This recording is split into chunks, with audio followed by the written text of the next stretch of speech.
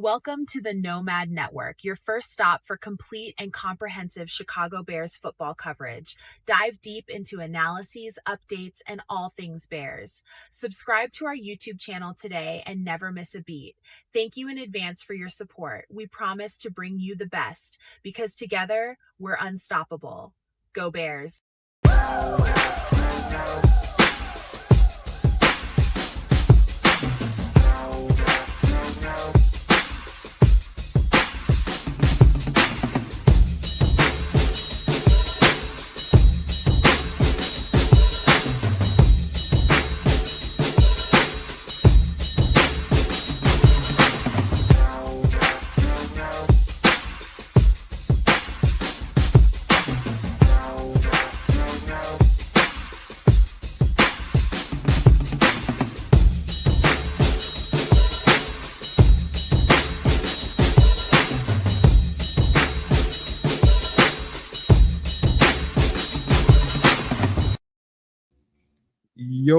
Yo, Nomaniacs. Welcome into another edition of Nomad at Night. I'm your host, Nomad, and I got my two besties with me as usual, man. We about to rock it.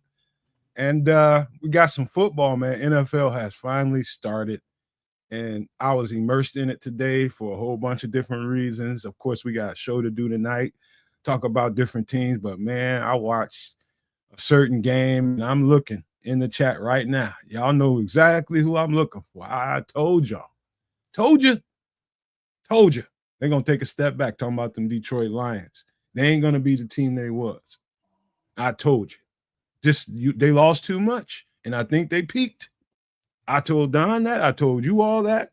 And I also said, man, those Green Bay Packers are tough. Told you they was going to be a good-ass team, man. They beat the dog snot out of Detroit today. Just owned them. Just owned them. Pretty much a perennial, for the last 3 years at least, a perennial Super Bowl contender. Just whooped them. And I'm telling you guys, this division, I think the changing of the guard is here right now. I think the changing of the guard is right here. Green Bay is going to be Green Bay, but Detroit, that told me a lot about that team. Watched that game pretty much from top to bottom. Watched some other stuff today. Watched, of course, Justin Fields with the Jets played his behind off. Watched a lot of good football today. And it's a bunch we need to talk about as far as the Bears go. You know, we got injury report stuff to discuss. We'll just leave some of the crazy news we've been hearing out there. We're gonna do what the hell fans are supposed to do. And that's our job, is to rally the troops, man. Sometimes some storms come, and a lot of times, and I think fans, every Nomaniac, Super Nomaniac, listen to the show or watching the show, participating in it. We have a particular role. And one thing that I know people should remember is we give the team the energy it needs, especially the people that are at the stadium. But on the outside, people that are producing content, we give them energy. And we also take it from them, too, if we're not careful. And so I just wanted to say that, and that'll be my only statement I'll have about what's been going on out there. It's been a lot going on. I'd rather not discuss it. It's just, at this point, we're a day, 24 hours away from a damn game, and I ain't got time for the shit, to be honest with you.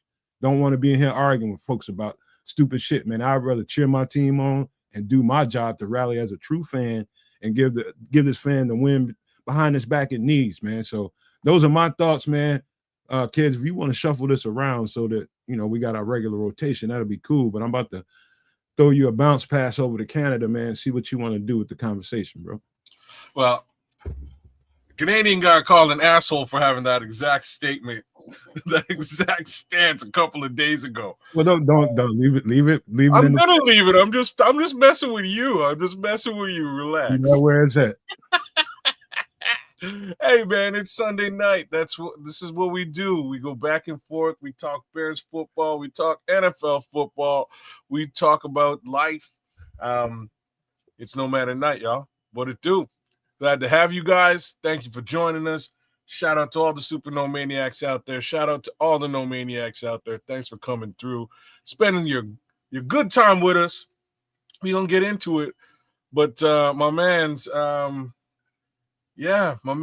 of hit the nail on the head with a certain football game today, which is the game that I just got the chance to watch. I was actually at a funeral for the better part of the day, which sucked. And worst way to spend, NFL kickoff is watching watching other things. You know what I'm saying? So wish I could have actually spent a little bit more time watching football today. But I definitely saw that Green Bay Packers versus the Lions game, and man, it's a double-edged sword. The upside is Detroit don't look like Detroit right now. They lost their DC and their OC, and it kind of looks like a team that lost their DC and their OC. That's kind of what they look like right now. Although I'll give a big shout out to a young Mr. Tesla. He looked pretty decent. Nice catch. Besides that, we might have to be a little bit worried about a certain team up north. It looks like they can still stop the run without Kenny Clark, which was the one thing we were hoping against, right? By the way, man, y'all pardon me for not hitting spell check when making this background. I'm just now seeing a snafu down there at the bottom with subscribe. But go ahead, kids. I just realized that. What did you misspell? Subscribe? Yeah, I didn't hit the spell check on that one. I did it. Oh, you missed the S. Subscribe. Well. What can you do, man? What can you do? Did you use AI for that? Or is that you? That was on you. You can't even blame AI on that. Me, this is all me. Damn, that's unfortunate. Hey, what can you do, man? But yeah, it was one hell of a football game. I enjoyed watching it, and like I say, I'm kind of glad we don't have to see them Packers until a bit later in the season. Meanwhile, let's take advantage of those Detroit Lions that we're going to meet in a couple of weeks, because they're hurting and reeling, and let's continue that fashion. Yeah, by the way, King, yes, he did play. He just was a non-factor. Oh, he was a factor. He was. Yeah. He was in the background, but he was in the backfield, but he was a factor on all the Gatorade. He was just drinking all the Gatorade up. Shit, motherfucker wasn't doing shit. Nothing really went well for them. Again, you lose the guy who helped you offensively, and you lose the guy who helped you defensively. Things are gonna be a little bit sideways. The upside for the Lions is that at least the personnel isn't hurt right now, which is the better part of last year. The story of the better part of last year for them. So I mean, those guys are back. The one other guy that I'd give a big shout out to with respect to that football game is Penei Sewell. He had a good game, man. Penei Sewell had a really good game up against Micah, but even then, well, are you really talking about two teams that what they end up scoring like 80 points between them? No, 80 points. It was only a 30. I think it was a 30-point game, 24-26. 24, so 60 points between them. 60. Point being, your Canadian SOB, neither one of those teams played any goddamn defense. Yeah, one team did, because you need to look at them. One team was playing some defense, dog. Who didn't play defense? It was a good defensive game, bruh. That's what I'm trying to say. Like, either one of them could run the ball. Jahmyr Gibbs couldn't run the ball at all. Other than Jared Goff being Jared Goff, did you see that Packers secondary do anything outstanding? Oh, they was holding down. I'm not.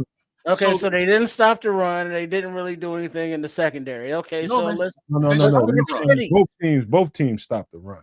The run wasn't a major factor in this football game, especially for, like, you have to look at it for what it was, right? So the Lions are a run-first football team. Not today. You know what I mean? Not today. If you stop the run, which was the question mark for the Packers, it's, you lose your run-stuffing DT being Kenny Clark, and you would hope that they would take a step back in that respect. They did not against, again, a run-heavy football team. So, yeah, they stopped the run. They got pressure on the quarterback, which, as we were well aware, you get pressure on Jared Goff, he's going to cough up a duck, and ducks away. You know what I mean? So at least an interception happened. There were a couple of bad passes, but all in all, nothing offensively for this team. Last year, they looked like an offensive powerhouse. There's really only two stories to be told here. The Green Bay Packers have themselves a defense, and the Detroit Lions offense is taking a bit of a step back. And that's the moral of the story. Yeah, they were.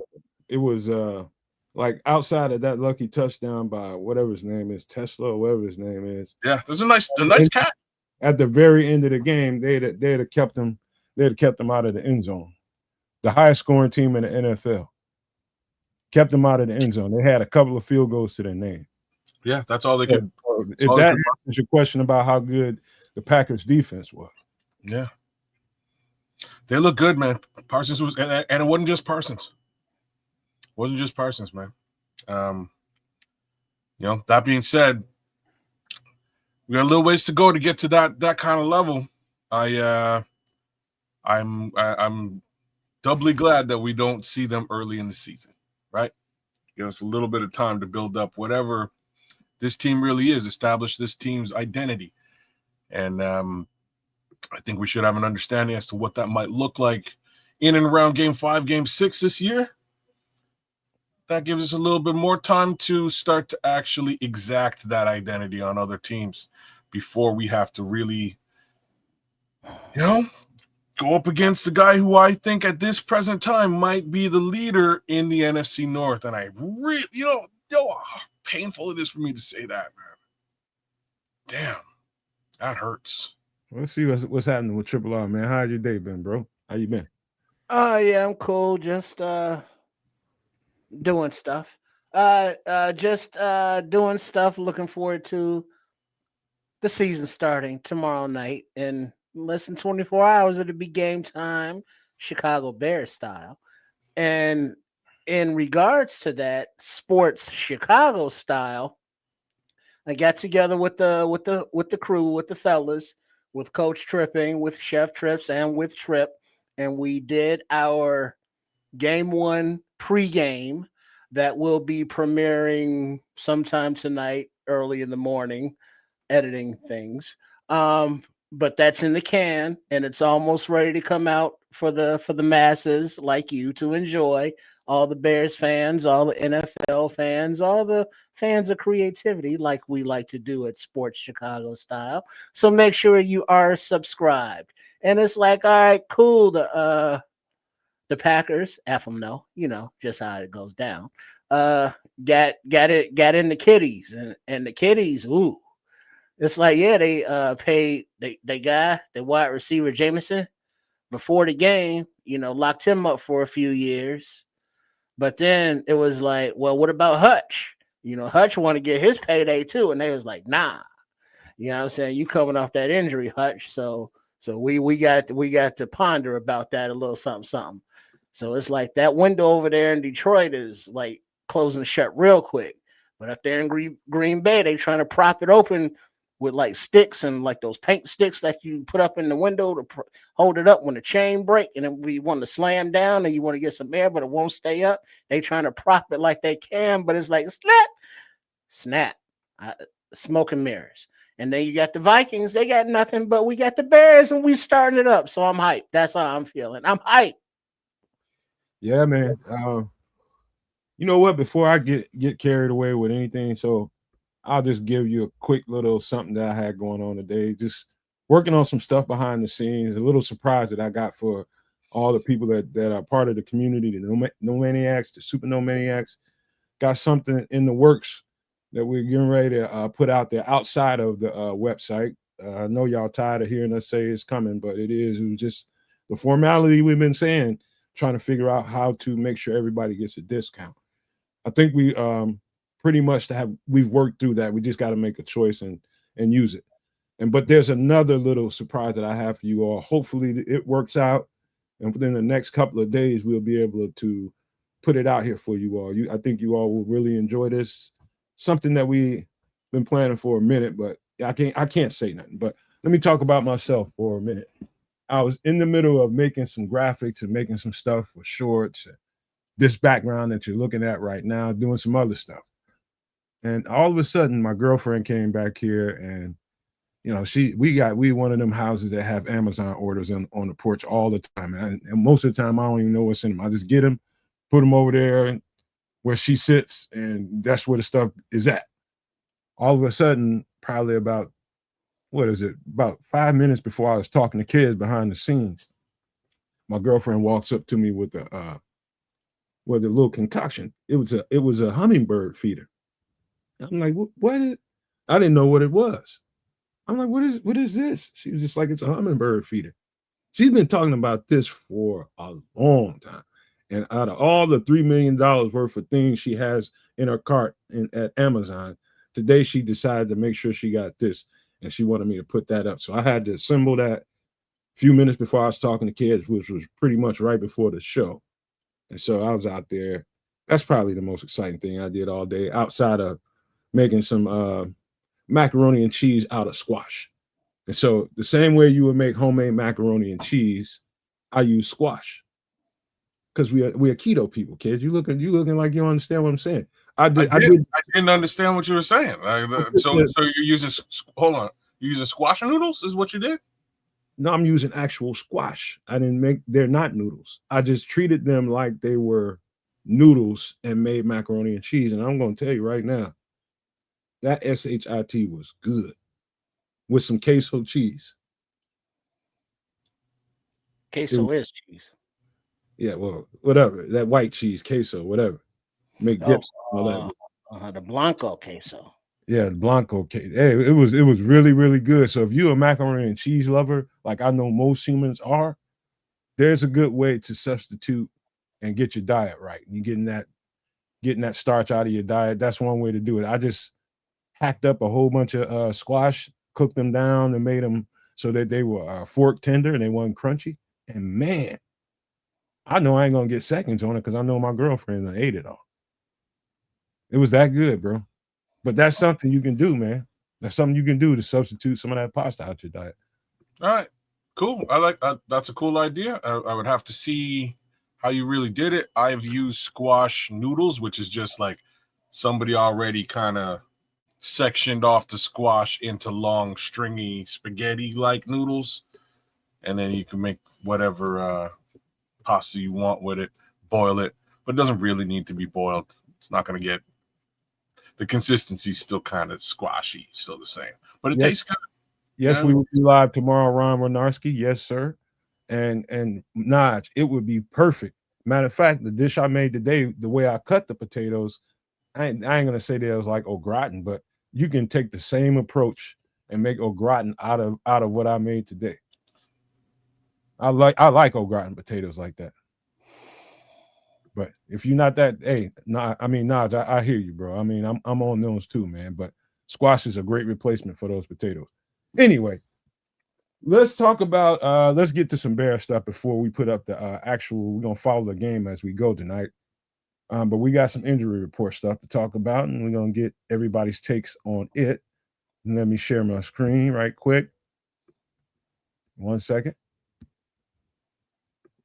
And voila. Let me move us around a little bit. We already straight. So any thoughts on this? Now you can also there's another guy that is on this list that's not reported on here that just came out this morning when I found out. So Kyler's on this list too. He's questionable with a hamstring. Well, that's the whole defense. I thought Kyle Monangai was good. He is. Ben Johnson, full?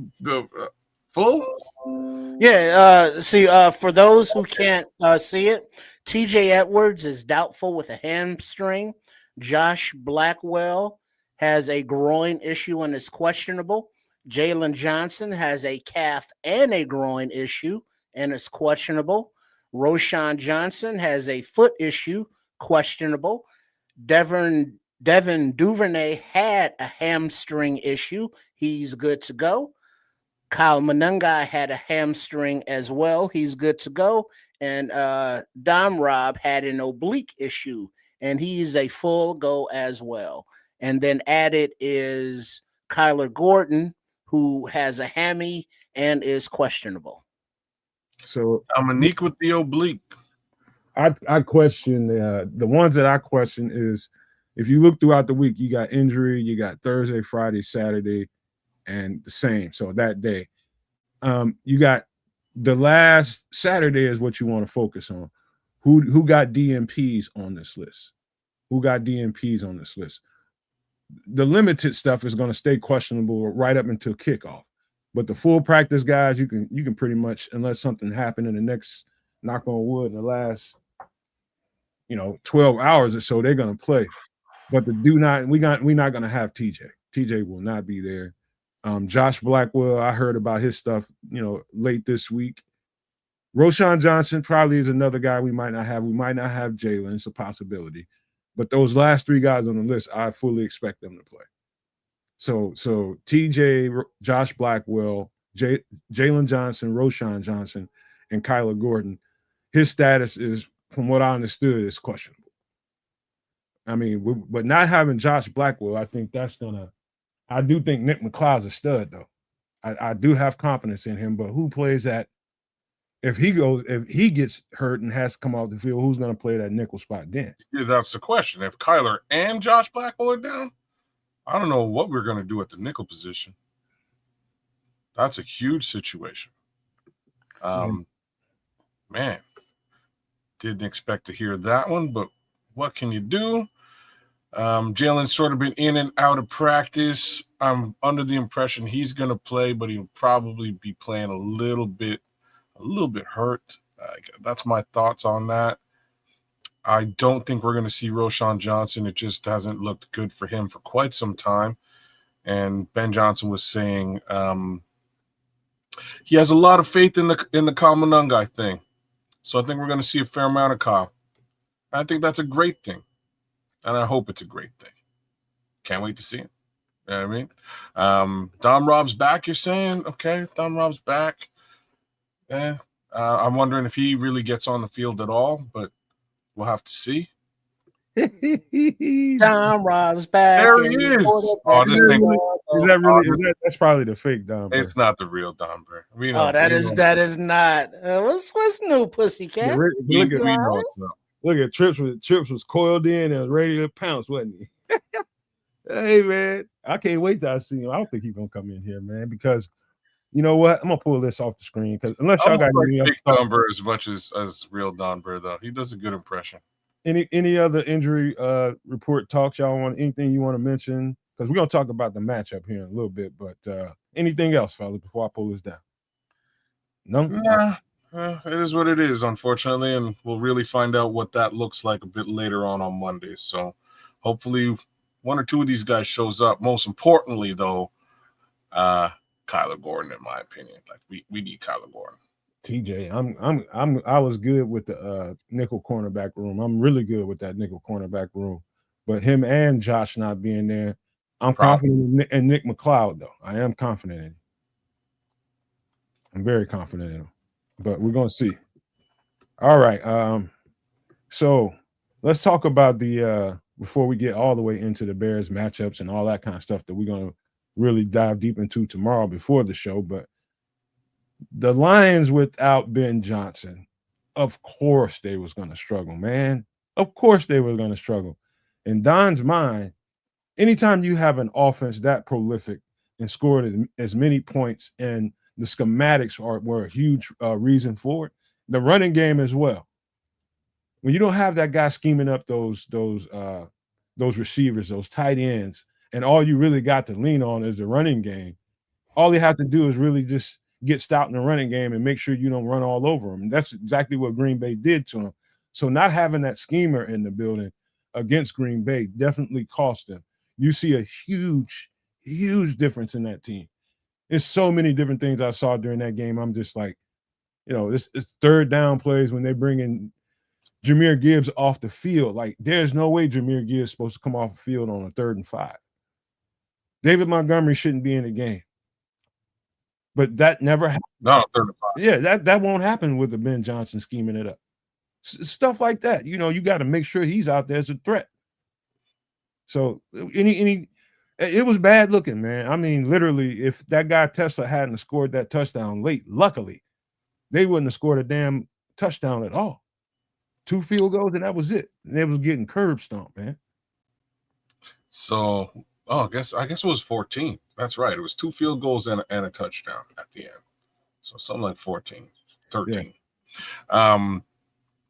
So the one wrinkle I'll layer in here is on the other side of the ball for Detroit, and I was listening to a different commentator, and he was saying that he's a former player. He's like, every defense that I've ever played for that was coached by a linebacker, they're gonna go to or defensive lineman, they're gonna move to shift to man in the secondary the second that things start to get a little shaky. And the second they switched to man, they got torched. And I was like, wow, like that's a little wrinkle that you don't necessarily think of when there's a brand new defensive coordinator in the building too. He's going to do things a little bit differently. And if he's, of the mind to go man, he's going to pull out of that zone or vice versa. Right. So things are a little bit different. Things are a little bit different in Detroit. And I like it. It's going to take them a while to figure out where they're going with it all, if they can figure that out. And I'm real happy that the schemer, those brains, are sitting in Hallis Hall somewhere. We talking about Detroit and Green Bay? Oh, my answer is fuck them. I love it. Patty, hey girl. Hey Patty. What's up, Queen? Junior? Junior.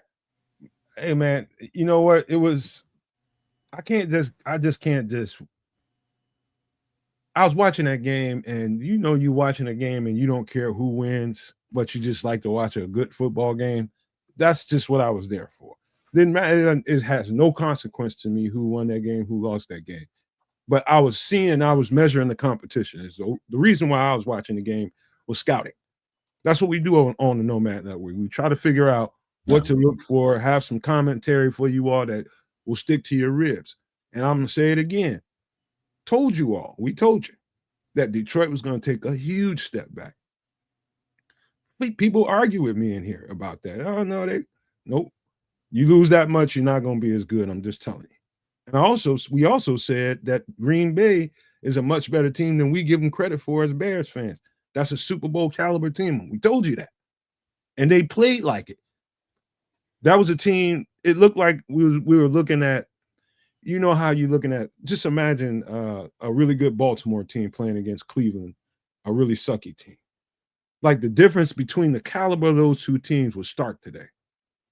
We had a quarterback that was out there that wasn't talking about Jared Goff. The shit was not schemed up in a way that was beneficial to him whatsoever.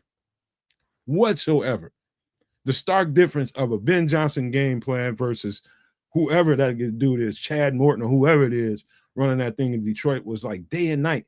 They looked like damn near like a JV team playing against a powerhouse. That's what it looked like. If you watch that game close enough, it looked like that couldn't have been Detroit that just went to a couple of NFC championship games. That could not be. But I will say this too, Cares and Trips. This is the first game of the season. Most teams are, come out of the gate a little bit rocky, a little bit slow. Takes a couple of teams at minimum a couple of quarters before they find their sea legs, right? And so I was giving them that as a credit. And I was like, okay, second half, they got to come out here and zoom in. Nah, none of that happened, man. Detroit's not very good right now. I'm just telling you guys right now. And I'm not saying that, okay, we should be looking over them as our next opponent in a couple of weeks. I'm not saying that. I'm saying the caliber of team that you're used to looking at for the past 3 years, that's not this team. They were different today. A lot different. Maybe this is the real Don Burr. What is he saying? I'm just there's like spelling mistakes and stuff. He could be doing that on purpose just to act. Throw you off the scent. That's a great imitation. I have to say that. It's a good impression either way. I ain't reading all that. Forget it. And you know what? Too, kids. There's too many. There's not enough spelling errors in here. That's what I'm saying. That's not done. Are you sure? He'd be butchering us some goddamn comments. You misspelled the. So there's that. Anyways. Don Burr, we love you, man. Except we don't. It was a good game. I went into it with the same purpose of really just scouting what's going on. there's one other wrinkle here that was of importance. So over the course of the last couple of years, and we got to frame this right. Detroit's had a pretty solid offensive line, right? I think everybody can agree with that. There has been some attrition. Ragnar retired. Things. What's his name? The left tackle got cut. There's been some attrition. Skipper or Skinner or something like that. But yeah, there's been some shifts on that line. So my question, and I don't really have the answer for you guys today, is did that line take a bit of a step back, or was the Green Bay line that good, as in defensive line? Yeah, I don't know. Line was better. Say what now? Defensive line was better. I was just telling somebody on the last show that we did, man, they've drafted very, very well, and they got a hungry young team, man. They did very well in the draft. That's why they was able to give up some of those draft picks to get Micah Parsons, because they spent the last 3 years drafting like a motherfucker in the trenches. They drafted very well. Well, I don't want to hear any of that, man. But like, you know what I mean? I'm not sure which one is which. I'm just not sure. I'm not sure which is the true thing to say. Is it the D line in Detroit has taken a step back, or is the Packers line that much better? And the final wrinkle with respect to all that is, Micah wasn't really playing all the time. It wasn't just, you know what I mean? It wasn't just, it's a Micah Parsons show. It was like third down, we're sending Micah. Micah's off on the sidelines dealing with his back, but we're going to. But didn't he have to get injections in his back? No, like he never did get that. Epidurals or something. He never did take it. That was word on the streets. That's what was suggested. There was some level of second opinion that was happening that he went to seek. I don't believe that any of that happened on the field, but it did look like a fair amount of load management for Micah Parsons. That being said, without him, they were getting some pretty good pressure, and that's not cool. You know what I'm saying? Like that's where things are a little bit eye-opening. Then they brought Micah, and the pressure was real. It was deep, and in towards the end, it was a sack for Micah Parsons. So Micah got his first sack as the Green Bay Packers against Jared Goff, which was probably, I mean, if any of y'all were betting, if that was on the line, I think we all could have won some money. Lucas Van Ness looked good. He did. He looked good. Their linebacking core is I think them motherfuckers are a buzzsaw. They are a buzzsaw, man. They got two of the better linebackers the last few years in college football. 2-3 years in a row they got linebackers, and it shows up. 2 or 3 years in a row they drive a couple defensive tackles, and it shows up. And if I wanted to give you something that, okay, they're not a ironclad stout team from top to bottom, I would just say maybe the secondary, but I didn't see anything in the secondary that would say to me, oh, they suck in the secondary. No, they was holding it down pretty good. They had Jared Goff holding that ball a lot, patting that ball quite often, was he not?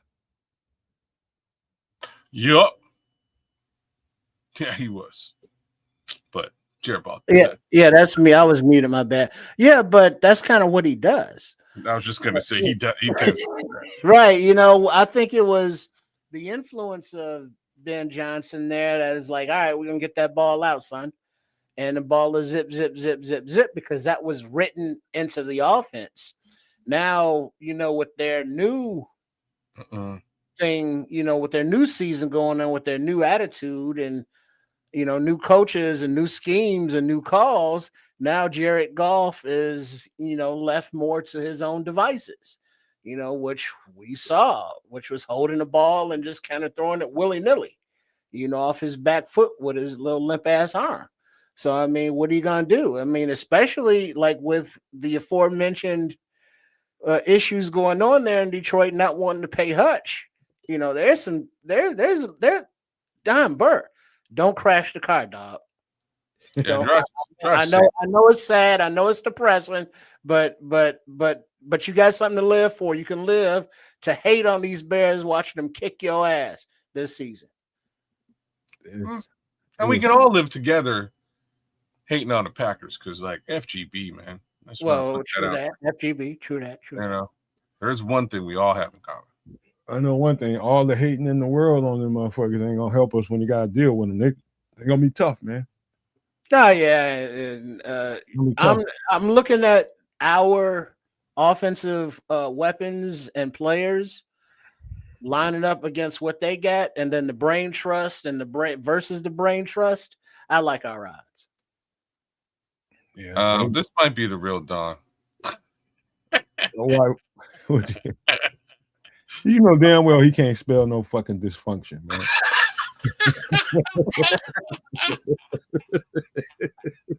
Stop playing, man. But he spelled it with a Y, bro. You know what I'm saying? So it might really be Dawn. It might really be Dawn.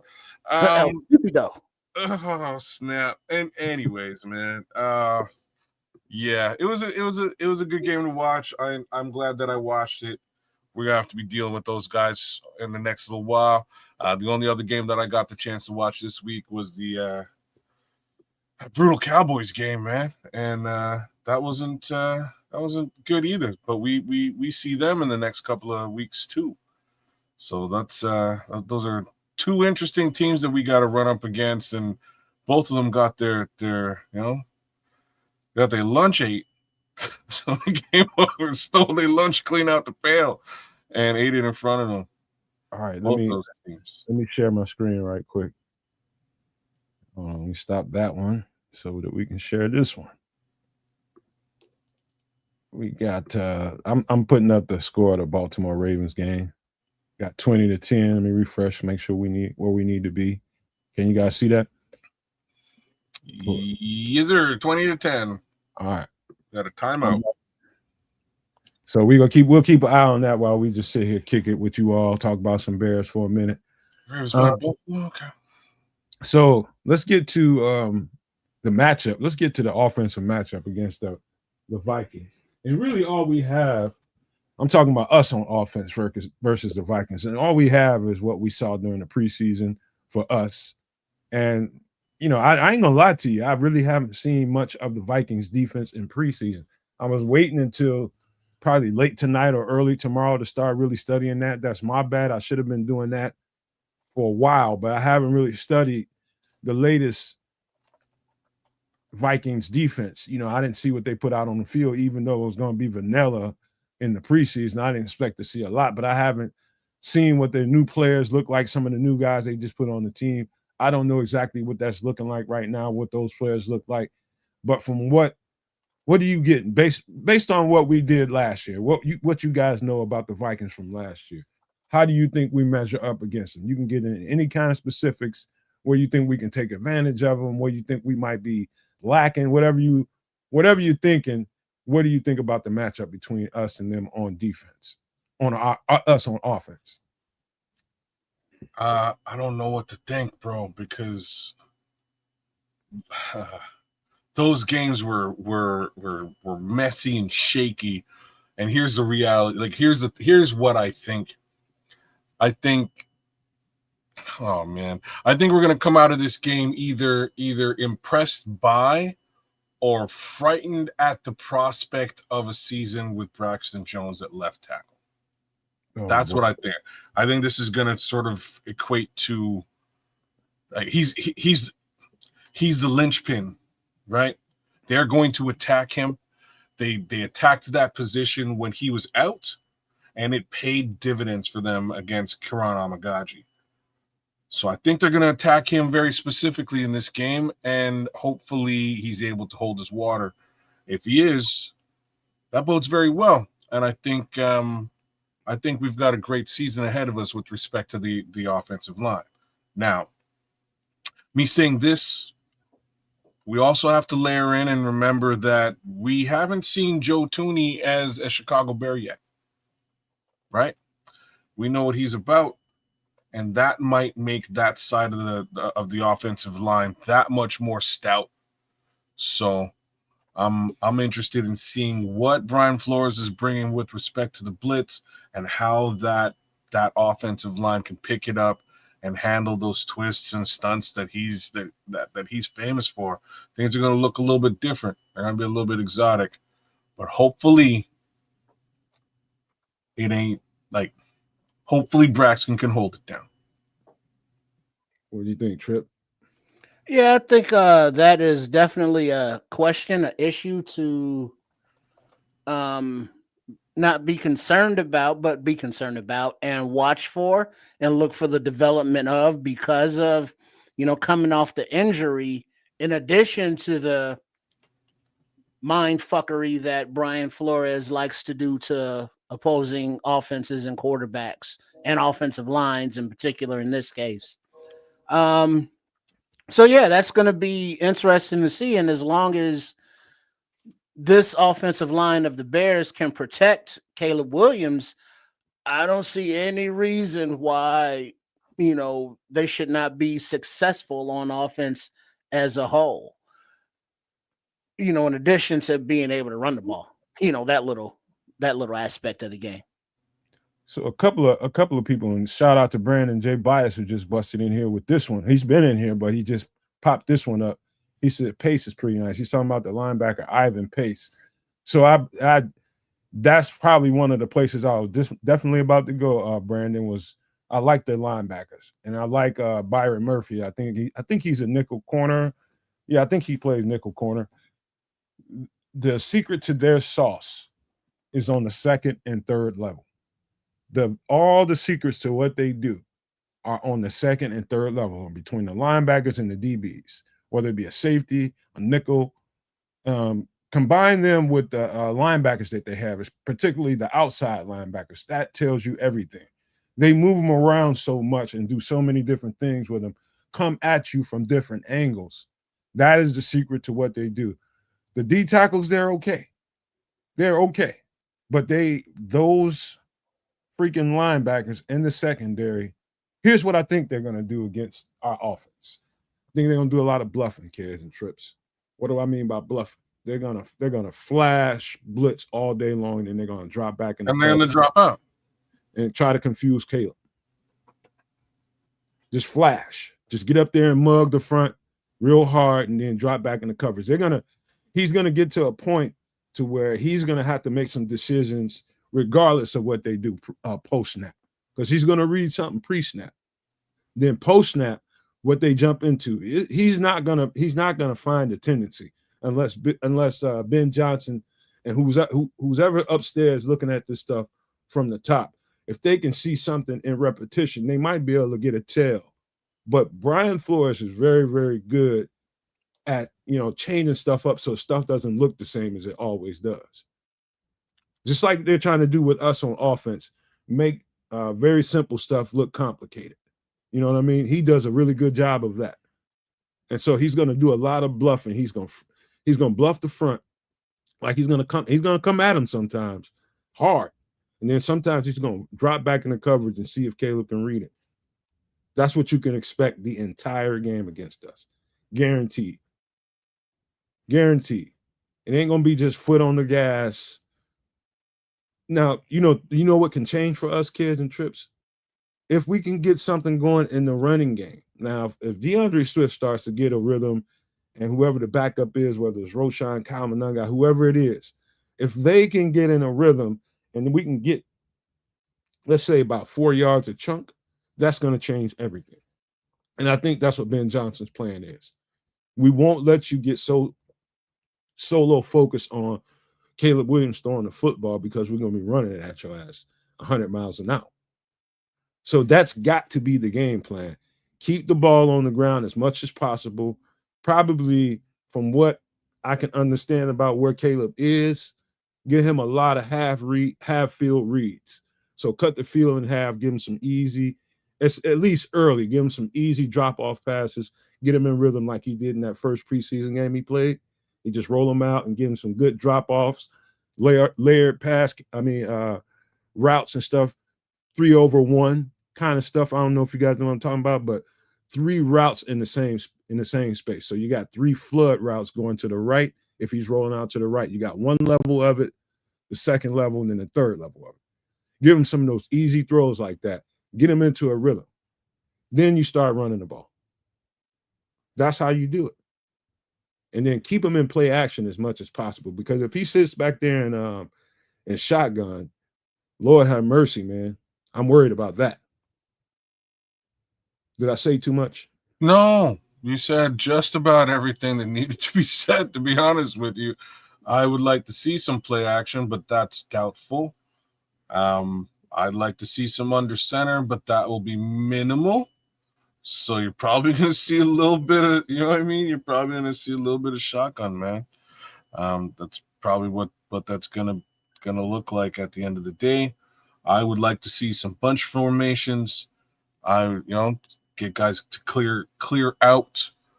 I'd like to see some crossers and drags with either Zacchaeus or even Luther Burden. I don't know if he gets on the field tomorrow, but I'd love to see him. But most of all, I want to see if we have a run game. That's actually what I need to see the most.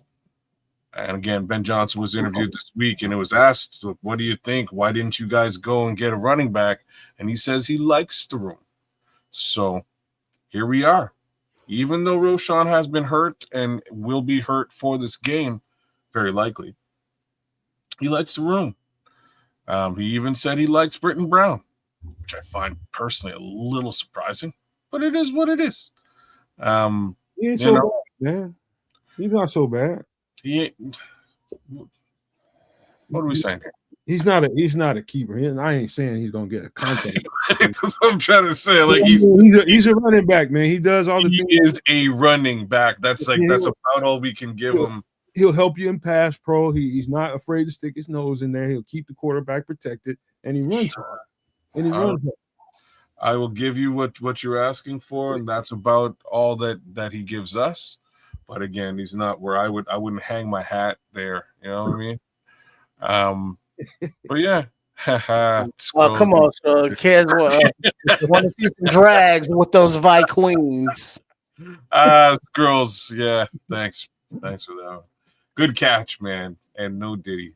But you know what it is, man. I need to see them, like, to make it even funnier. I want to see some crossers.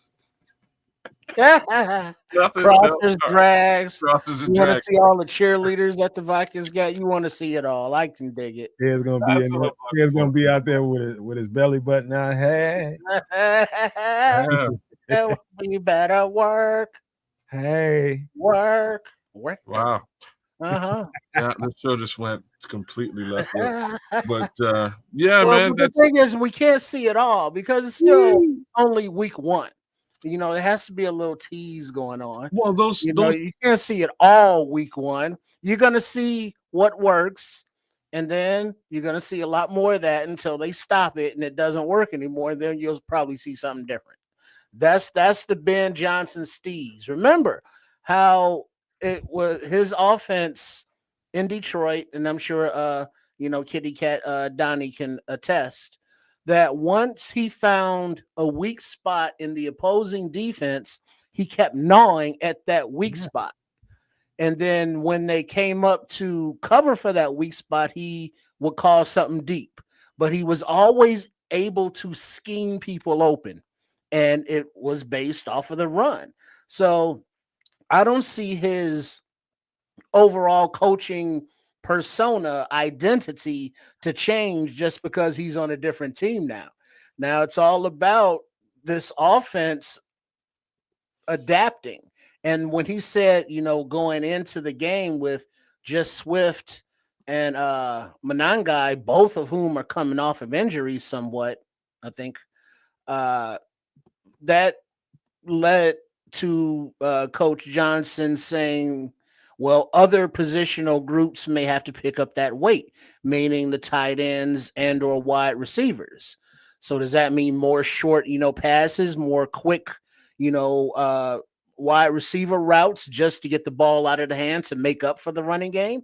I don't know if that's the case, but I believe that Ben Johnson could make it so if that were the case. So it's like, man, we only got 2 running backs. How are we gonna, adapt to this? Are we gonna have DJ Moore doing more running back physically in the backfield, more, wide receivers set up back there and then running routes out? It's just many ways that he can do it and that he will do it. And it's just how many ways will he show us that he's going to do it this Monday night, because the following week we may see some of that stuff, but we will see a totally different thing as well. So I'm just looking forward to this coaching staff on offense and defense. Don't forget Dennis Allen, but having actual coaching professional chops, in the NFL, and not having that I just shit the bed look on their face on the sidelines when it's crunch time. So yeah, that part too. Shout out to Daryl with the $1.99 super chat. Thank you so much, my man. This game is a franchise defining for. He's basically saying this game is franchise defining for Caleb Williams and Poles. Did you mean this one game or this season? I'm going to take you for your word. You meant this one game. You expect to see results, is what you're saying, Daryl. And I understand that, man. Everybody wants to see results right now. We've been touting this coach and how good he is and how good this quarterback is, and the combination of the two. You want to see results. I get it. Don't blame you. But one of the things we've been talking about over here is about, trying to be as fair as we can be to anybody that's, starting a new offense with new coordinators and all this different stuff. It does take a little time, man. It's Caleb Williams is in his second year. He should be a little more ready than what we saw last year. If you're using last year as a gauge, you should see a little bit better Caleb Williams. So to that point, I agree. Ryan Poles, he's connecting the fact that Poles drafted Caleb Williams and we need to see some results. That's what he's saying. I appreciate your comment, man. Yeah, we do want to see some results, but I'm trying to be as patient as I can be. Rational. I'm trying to be rational with it. You know what I mean? I want to see them come out right out the gates and start kicking people's ass. But I know that West Coast offense under this new coach is going to be a little bit difficult. You can tell by some of the stuff you've been hearing in the camp, Daryl. Some of the stuff you've been hearing in the camp, it ain't fluid yet. It's getting there. It's still a work in progress. So that's why I'm going to be patient. So I encourage you to be the same, bro. Yeah. I don't think this is a football game, y'all. You know what I mean? I hear you, Daryl. You're saying yes because of the negativity that surrounds this franchise. I'm trying to avoid this whole conversation. And one of the funniest parts of this conversation is that right now I think there's 3 different fake Don Burrs in the chat. I don't think any one of them is real. I think there's 3 fake ones, and that's real funny. That's super hilarious. But outside of that, it's just a game. Right. For me, this is less defining on Caleb Williams or Ryan Poles or even Ben Johnson. I think this game to me is more defining on Dennis Allen. It's going to put it out there the way that I see it. I don't expect the rookie quarterback to show up and show out tomorrow. You see what Nick Albright is saying there, kid? That's some. I'm more worried about Caleb properly sliding protections for all these blitzes that are coming. That's a great point. Read it for the ones that can't see it. I thought I just did, but I'll do it again. I'm more worried about Caleb properly sliding protections for all these blitzes that are coming. Okay, right. Controlling the line of scrimmage, man. And I was actually. We've been talking about that sliding protections all off season, but it was relieving seeing that the one person, and I'm talking about, they talk to all kinds of former Bears and all this kind of stuff, but the offensive linemen, you hardly ever see them. They get a lot of defensive guys like Lance and all those guys, but I saw I think it was on either Waddle and Silvio. It was on 670 score, I believe. But they put Olin on there. And if you guys got to see that interview, Olin was dropping nothing but nuggets on that interview. Olin talked about exactly that, Nicholas, is making sure that he's protected back there. He's protecting himself. And that is making sure he's calling, noticing where the fire is coming from, picking up the blitzes, sliding the protection in the direction that's going to help him. So I gotta ask you a question, and this is like an X's and O's question with respect to exactly what we're talking about. How do you do that against Brian Flores' front? It's a numbers game, kids. They'll but try. You don't know when or even who he's going to drop back into coverage. Say that one more time. You don't necessarily know when or who he might be dropping back into coverage, or if he's sending the house. Well, it's a little tricky the way that he goes to market, but it's also risky. You got there's principles to it, of course, but it's just simple numbers. I don't think you got to complicate it. It's just what do you see in the front? The center is going to help him with that too. The center is going to call out some stuff, and he'll tell Caleb, "Hey, slide it here, slide it there." If Caleb doesn't say it fast enough, if Caleb goes to the line of scrimmage and he's looking at the safety to see if the safety is coming down in the box, or he's going to stay out high. If it's a one high safety, is a two high safety. Safeties are indicators for quarterbacks to know exactly what's going on. Once he gets his eyes down on the line of scrimmage and he sees what the front looks like, let's just say they got 5 or 6 over here and a few over there, he's going to naturally know to slide the protection that way. Even if they fall back, at least he did his due diligence to make sure he slid the line to go that way to help him out a little bit. He's going to give the running back an indicator behind him or tell him to come over on that side or whatever it is. He'll get some help over there once he realizes fast enough that, hey, man, it's coming hot from this side. You might have to, at the last second, hey, Braxton, pick up that edge right there, or pick up that safety that's coming down. You might have to literally say that right before you snap. So it's all going to be a chess game the entire game, man. And they're going to test him in that way. They're going to load up one side and see if he does recognize that he needs to slide the protection that way. They'll do it to another side, back and forth until he figures out that, hey, man, if they sense in any way that he's not picking this stuff up, oh, they coming. Like a motherfucker, kids. They're going to keep doing it. Of course they are. And this is sort of why I'm asking you the question. How easy is it for him to pick up on what they're doing? Count. Just got to count. Okay.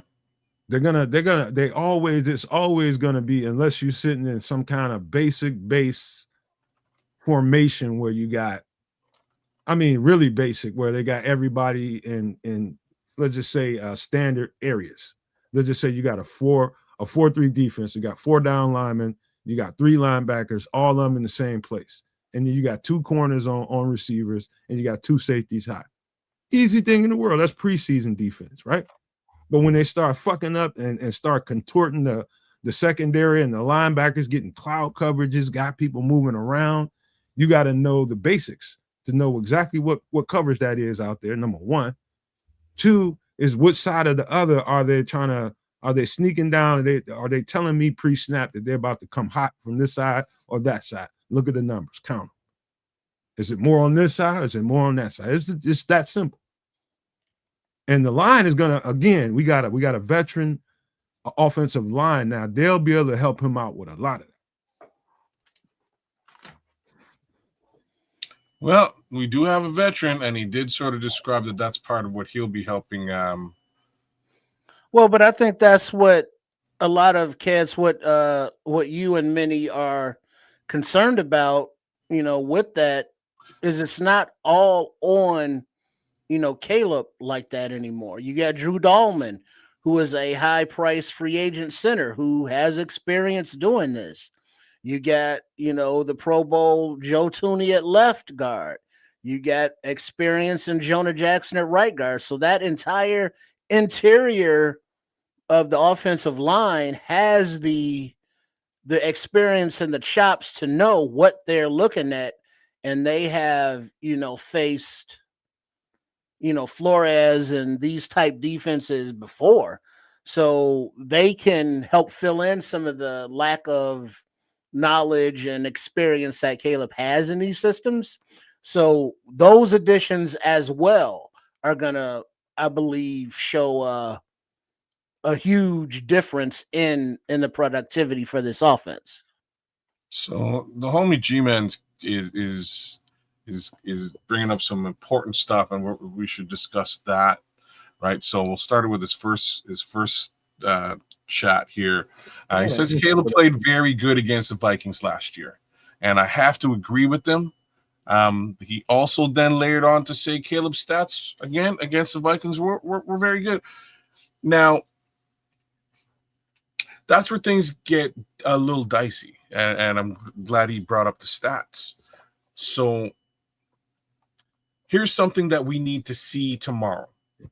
Must see TV for tomorrow's football game is the Chicago Bears going out there on their first possession and getting points. I'll accept a field goal, but there must be points on possession one. The impression must be felt. No stupid penalties, must be scored. Like they have to go and score. And why I say that is this is the last few years, first possession, absolute nothing burgers all for a couple of years. In preseason, we saw Caleb Williams go out with the team and just run it down and get to the end zone and establish themselves. That is going to light a fire underneath the team. That's just good juju. I need them to go and do that. And I think we all need them to go and do that. With respect to those stats and why I sort of went to where I went, Caleb did play well against them. There was a lot of sacks in that game as well, if you guys all recall. A lot of it had to do with A. Braxton Jones, him eventually getting hurt in the first game, and then B. Karan Amagaji just not being prepared in the second game. Even then, in both games, Caleb, from a statistical perspective, did very well.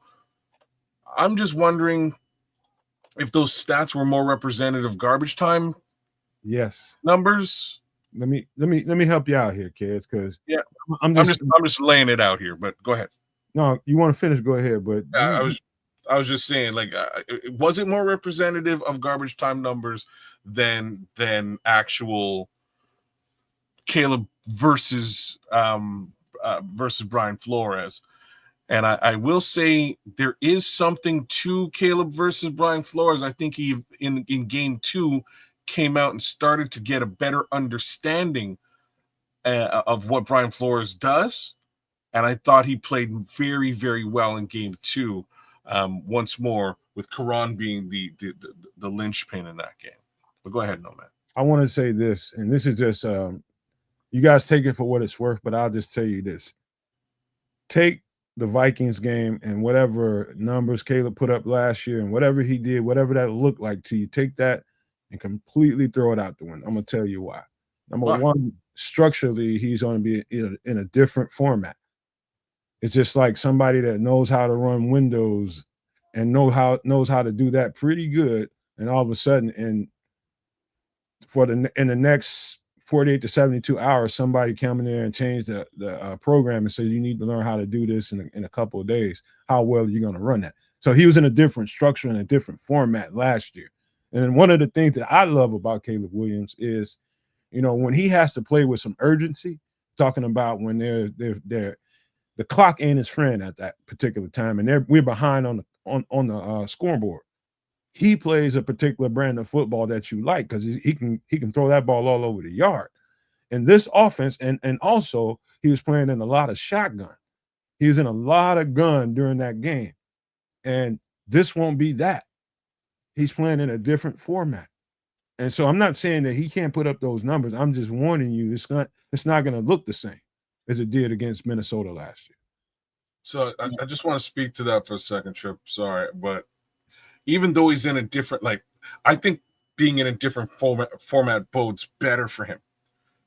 And I don't think there were answers during game 1 for Brian Flores, like answers, easy answers to the Brian Flores defensive conundrum, if you will.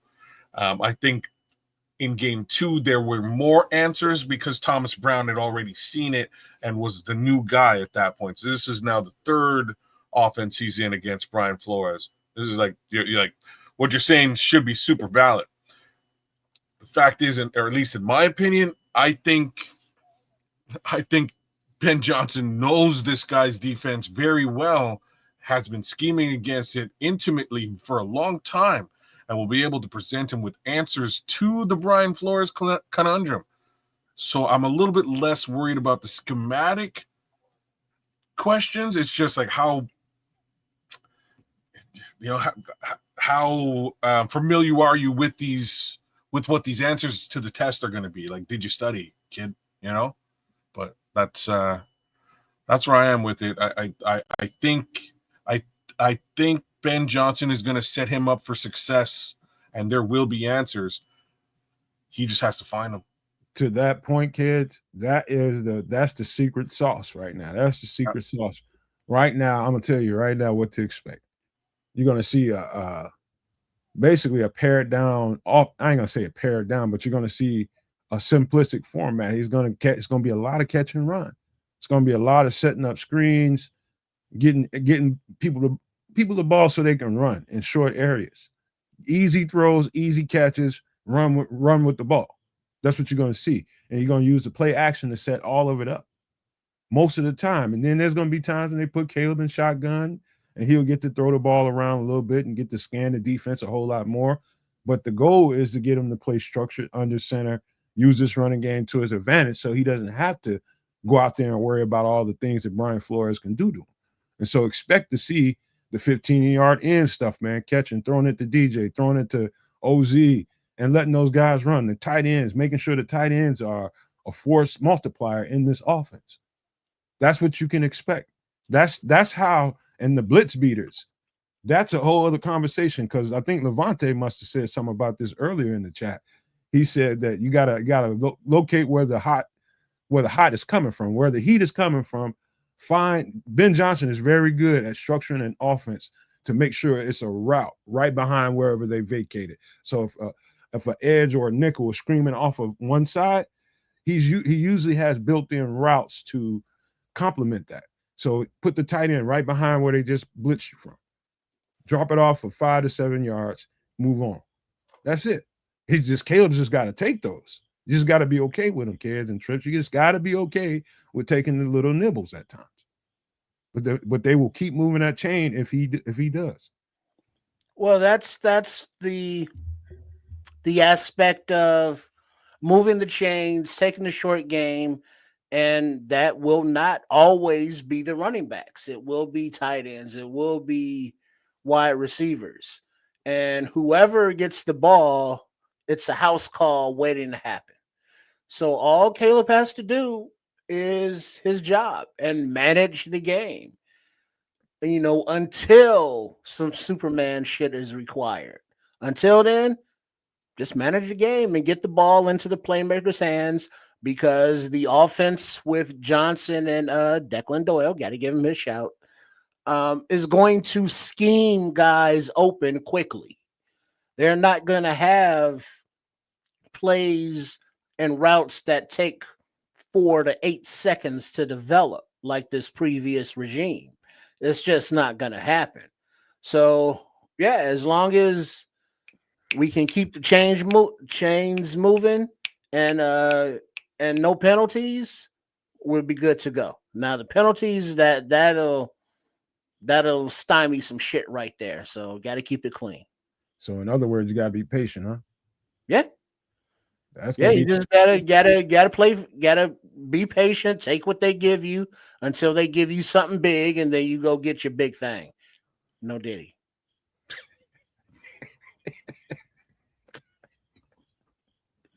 A big thanks crosses and drags today, man. Diddy would be happy. Chips buying is golden, or either an outhouse, one of them. I don't know. Oh man, but yeah, in my opinion, this game is winnable. I think we have exactly the offensive mind to deal with this situation, who will provide viable answers to the quarterback. The questions are: will the quarterback actually take it? All right. Will he actual? Yeah. Get my damn likes up, y'all. Go check me out at Keza Canuck. If you ain't there, just jump over there. Jump over at Keza Canuck. Give me a give me a like, man. Give me a thumbs up. Give me a little bit of love, and we keep it rocking. You come right back. But yeah, I think we have exactly the guy that we need to provide those answers, and I think you guys nailed the answers. Short game, potentially in the slot, crosses, drags, and the run game. Whether the running backs are using the pass game or not, tight ends, like that's what this should really look like. And I think we can go into I think we can punch Brian Flores in the damn mouth. Like I really do. And to layer it on thicker, like I said earlier, my and it's not a worry, my thoughts is I really don't want to see BT9. I love you, brother. Big respect, man. I really want to see what DA has in store for this young rookie. I don't want to see this kid come into Chicago and just run ruckshot. Oh, that ain't gonna happen. We're gonna talk about the defensive side of the ball in a minute. But by the way, tomorrow we hope to have Trips Sports Chicago style should be streaming out of here game time tomorrow. We hope to get that. Should have been doing it today, but had some connection problems. So be ready to support 3 channels tomorrow because we'll be streaming from all 3 of them. We'll be doing it from here, Keza Canuck, and Sports Chicago style. So guys, be prepared to help flower everybody tomorrow. So just know ahead of it. And he deserves it, man, because and I'm talking about Trip. He deserves it. Once we get his stuff, we'll be triple streaming. That's what we'll call it from now on. We'll be doing the triple stream. And my guy does a great job on the commentary, man, on the play-by-play. So I enjoy it. It really gives Nomad and I the chance to argue with each other. Like we do. All jokes aside, Trish has been doing that's what I'm saying. A bang up job, man. He's really good with it. Stuff that you guys don't know about. We've been breaking our necks trying to make sure you guys get covered on the website. So people that support the channel and been doing it for so long get what they deserve and get discounts. And you know, when you're doing a website and you're trying to build it, that ain't always the easiest thing when you got to move people and their names and you got to put them into a website to make sure they get it. It turned into more of a conundrum than we planned on it to be. But behind the scenes, Triple R has been doing everything he can to try to find answers for it. Him and Kez both. And whatever I can offer to the table, I've been offering. But, man, I'm taking my hat off to both of you guys for that, man. Who said some crazy shit? It's always the Scrolls. He cracks me up just across the board. He's a funny guy, man. Man, if I'm ever on the West Coast Scrolls, I'm checking you out. We gotta kick it, man. You're a funny guy, man. Talking about TV 17. Cold-blooded Scrolls. Here I am trying to show these guys some love and Scrolls cracking jokes in there and shit. I'm glad you didn't say the word, Scrolls. I appreciate you for saying that, man. The insinuation is enough. Too funny, man. I don't even know who that is, though. Who? TB17? I seem like I've seen that somewhere. You definitely seen that. He's a Bajan guy. He loves Bajan, and there's nothing wrong with that. Right? I think we should all love Bajan too. I think Bajan. Okay, Tyson Bajan 7. Oh. Yeah, bro, you got a clue in. He's I think Tyson Bajan has grown on all of our hearts at this point. I do appreciate that kid. I'm not going to sit here and say he should be the starter or anything wild and crazy and disruptive like that. But damn it, if you know what hits, you know what, I'm glad he's on our team, man. Bishop just fell up in here, man. I texted you earlier, man. We could be doing some things, but y'all messing around, man. Come on now. Bear effing down, Bishop. Yes, sir, man. Bear down. All right. Go ahead. Let's talk about the defensive side of the ball, which I think they might be missing a player or two that's key. I think one of the linebackers is missing. I don't even know if they still. I think they're missing 2 key players. I think you're right.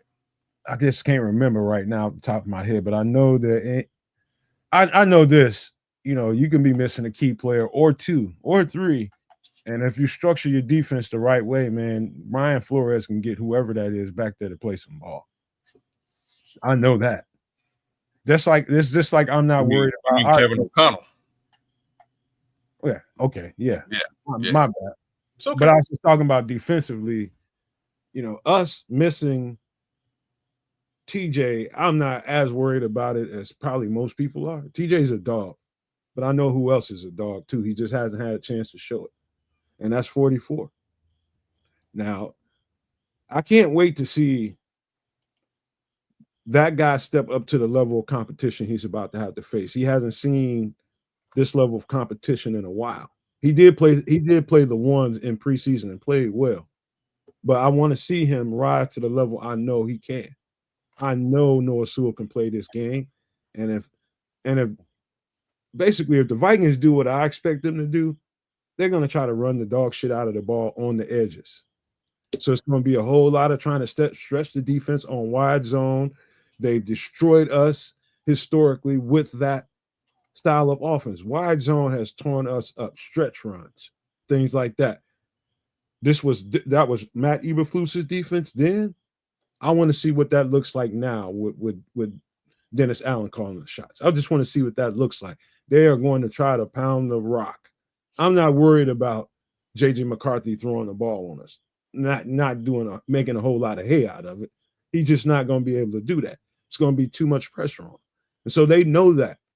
Don't fool yourself. Football What ain't. makes you say that though? I know that they're not going to have him throwing the ball all over the yard, bro. No. I was with you up until you said one word, and the word was pressure. Oh, where's the pressure? Right? Where's the pressure coming from? I've been telling kids, where you been at for the last several months? Mostly how many shorts right have you on seen the Nomad Network, if not at Kansas. We did a whole segment on a show that we did together called Simulated Pressure and how you can get after quarterbacks and the pressure doesn't always come from the edge, especially in a Brian Flores defense or a Dennis Allen type of defense. You're right. The pressure comes from everywhere. You're right. And I was on that show and I definitely said that this is how he would attack. Except the guys that he would attack with are both hurt. Both of them. And that's why I'm saying that I'm a little bit worried and trepidatious about the word pressure when Kyler Gordon might not play due to injury. When TJ Edwards probably ain't playing due to injury. Because those would be the two guys that I would be sending if I was DA. Right? It's gonna be Byard, it's gonna be Brisker, it's gonna be McLeod, it's gonna be whoever they can. It's gonna be all kinds of linebackers. They're gonna come at JJ McCarthy like they should. They're gonna play him like he's a rookie. Oh, they need to, and that's why I'm like they need to dial up exotic pressure. Basically, I'm expecting Dennis Allen to do his best Brian Flores impression. And that's probably the easiest way that I can say it. I expect him to dial up pressure in exotic fashion. Except that I'm not so sure it's going to land with anybody but Kevin Byard that you just mentioned. I would say that it would land with Noah Sewell. I would say that it might also land with Tremaine Edmonds. And I'm really interested in what happens there. I don't know who starts, who sits, what that linebacker situation is really going to look like. I'm super interested in that with TJ Edwards down. Because in my opinion, and we discussed this the other day, you start Noah Sewell and you make Tremaine the will. I think that's the best case scenario. And you send Tremaine, bro. Right? You leverage Tremaine's speed, length, and height, and you send Tremaine instead. And that might be some crazy pressure because that's like what we didn't see with Flus. Tremaine was always stuck in a passing lane. So we'll see what he does, man. And I expect exactly what you described. I'm just wondering, by way of personnel, how's he going to pull that off? Well, that's the thing about Dennis Allen. I believe that he has the chops, the experience, the professionalism to fit the players into a good scheme that makes it holistic for the whole defense. So up front, while Booker is, maybe out for 4 weeks and we don't know who's going to apply that pressure, there has to be somebody that they like that can get after the quarterback. Is it a Dom Rob? Is it a Hardy? Is it we don't know? Or is it the alignment? Or are they planning on having more inside pressure and scheming that up? And having different linebackers, Hippolyte, don't sleep on his speed. In addition to Sewell, who has the experience now and wearing that backup green dot. Tremaine Edmonds, his speed and length, as you mentioned, and Byard and Brisk. I mean, that's the thing. You don't know where the pressure is coming from and when. If it's just a straight up 4-man rush, and we want the defensive ends to get pressure there, that's a different question. You know what's funny? Like, none of us even, like, you literally just brought it up just now, but none of us are really talking about the D line, right? Like, there should be something going on the D line. We should get some level of pressure there, but I'll tell you, I think a wild we all card expected to come from someplace else. I'll tell you guys a wild card that don't nobody talk about enough on these shows. And that is the person they call the old man, Grady Jarrett, and how much pressure he can generate from the middle. And what's worse, the worst thing to a quarterback, everybody knows, is getting in his face where you can see him and disrupting his timing. Disrupting the timing. When he can see a defensive lineman making gains in front of him, he's gonna start maneuvering around. It's gonna get him off of his rhythm. This is a rhythm-based offense and a timing-based offense. If he can't set his feet and get settled back there, because Grady Jarrett is whooping somebody's ass up front on the downs that he has to. I'm telling you, Grady, I'm telling you, people don't talk about old Shady Grady enough, man. I'm telling you, that guy is going to be a factor tomorrow. I'm telling you that right. The facts around that is much like Joe Tooney. It's just that we didn't see him in the preseason, and I'm super glad that we don't, because then there's no tape on the guy except for what you might have seen with the Falcons. So he's going to be disruptive, and that's very helpful. To be honest with you, that whole interior situation with him, Javon, Andrew Billings, Shamar, like it's Chris Williams, that's going to be a bit of a destructive situation. So I really hope that they can get into that backfield and make things disruptive, not just for JJ McCarthy, but also with respect to the run game too. The guy is he's total disrupt machine. Total disrupt machine. That's what he does, is disrupt everything. Everything. Even running the ball, man, he's gonna flash back there and he's gonna change the trajectory or the running track that running back is trying to go. And Grady is going to be significant tomorrow. I guarantee you that. Significant in all kinds of different ways. There's a reason why that guy's a perennial Pro Bowl. He's made of something else, man. If people count him out, man, just because we do have an ageist on the show down there. Oh. And, that guy, I'm telling you, his age don't really, for some people, age don't really mean that much.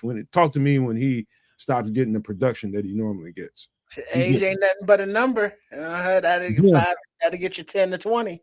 Who sung that again? Was that Chia Lee? Was it Chia Lee? No, that was Aaliyah and R. Kelly and them. That's a whole other situation. Yeah, Chia Lee did say age ain't nothing but a number, but that was a different context. Oh, snap. Shout out to Robert Kelly. Mm-hmm. Wow.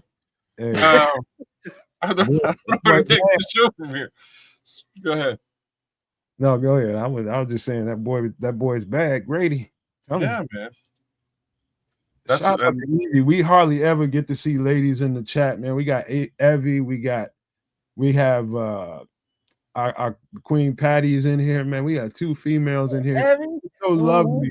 Like, it's so hard to find female Bears fans out here, man. It's like they're there. They've always been there, but how many of them interact with us while we're doing shows and doing all the social media stuff? Evie is always there. And especially since we know how to pronounce her name. Yes, I had to give Evie some love. I saw in the chat. I had to give her a little bit of a shout out because it's been a minute. And you know what that means, though? That means Bears football's about to epic start. You know what I'm saying? Like, that's really what it means. I'm Oh, saying there's some good heads out there, man. Evie Warriors out there. G-Man jumped in today. Father Rodriguez is with us. Levante Rogers is with us. We got the whole crew here tonight, man. It's looking hype. BT9's rolling. AC Adams out there. Cornelius Squalls #2. No Maniacs with us. Look, man, we're just about 24 hours away from from the opening kickoff of Bears football for 2025. I'm hyped. I hope you guys are all hype and with me because, damn it, I think we're going to see the difference. I'm not going to sit here and be obtuse and guarantee some level of a win or state craziness. I think we can win this game. I think it's within our grasp. But most importantly, and this goes back to that earlier question of, this is a defining situation for Caleb Williams and Ryan Poles. I don't think it is. I think this is a defining shift in what we think the Chicago Bears are, or what we've seen from the Chicago Bears over the course of the last few years. Like I said, what we need to see is an offense that goes out there and makes its impression felt at kickoff, first snap. Go get it done. Go make your impression felt. If that's what we're seeing, a dominant offense, that changes things in Chicago holistically because the defense is there. We know we got the talent there. And it's just a question of how maniacal is that defensive coach. Well, considering the last guy was just a playing hokey vanilla defense week on, week out, doesn't take much to be a little bit more maniacal than that guy. And you can see how, again, hokey and vanilla he was the other day in Dallas. He ain't really doing nothing, just letting it go. And hopefully we don't break. We might bend a little bit. Nah, I think this guy that we have right now is going to actually send some guys to go and make sure that the other team's broken. We want them to break. Let's attack. Let's send these guys to go and bust that ass. So I'm ready for it, man. I'm with it. I know these two homies here with me are with it, and we're gonna rock it all the way through the game tomorrow night, man. It'll be good fun, man. I can't wait. They just got to be ready to bust Miles, man. You got to bust Miles tomorrow, man. Bust him right in the mouth because they're gonna test you on the ground, and they're gonna test the defensive front. They're gonna test those linebackers. They're gonna see who wants to tackle. And as from what I've seen, and I'm glad Noah Sewell's out there, but in replace, if he's gonna be out there in replace of TJ, because that's his type of party. That is his type of party. Come up, smack you dead in your face. That's what Noah Sewell does. That's how he puts his imprint on the game, his physicality. That's the key piece to him. And that's what we're going to learn tomorrow. Are the Minnesota Vikings going to continue to gash us like they've done for the past several years with those running backs in the running game? Or are you going to meet fire with fire and bust somebody in the fucking mouth? That's what I'm going to be looking forward to because football is very simple that way. We're going to find out who want to get physical, and who can continue that physicality for 4 quarters and keep that same energy. Because everybody's got the same energy in the first quarter, but quarter through quarter, all the way to the last few minutes, who's going to keep that same energy? That's why you got to start it. You got to start it. You know what I'm saying? You got to set the tone, man. Set that tone and ride that out to the end of to the final whistle. And that's what we've been missing. We go out there, we've been going out there floundering and making mistakes and getting 6 penalties to start the game. And it's funny because we saw that against KC. They went out and all of a sudden there was some BS flags, ridiculous penalties, and it just changed the momentum of the football contest across the board. It's just what happened. No, y'all go out there, play detailed football, and make your impression felt.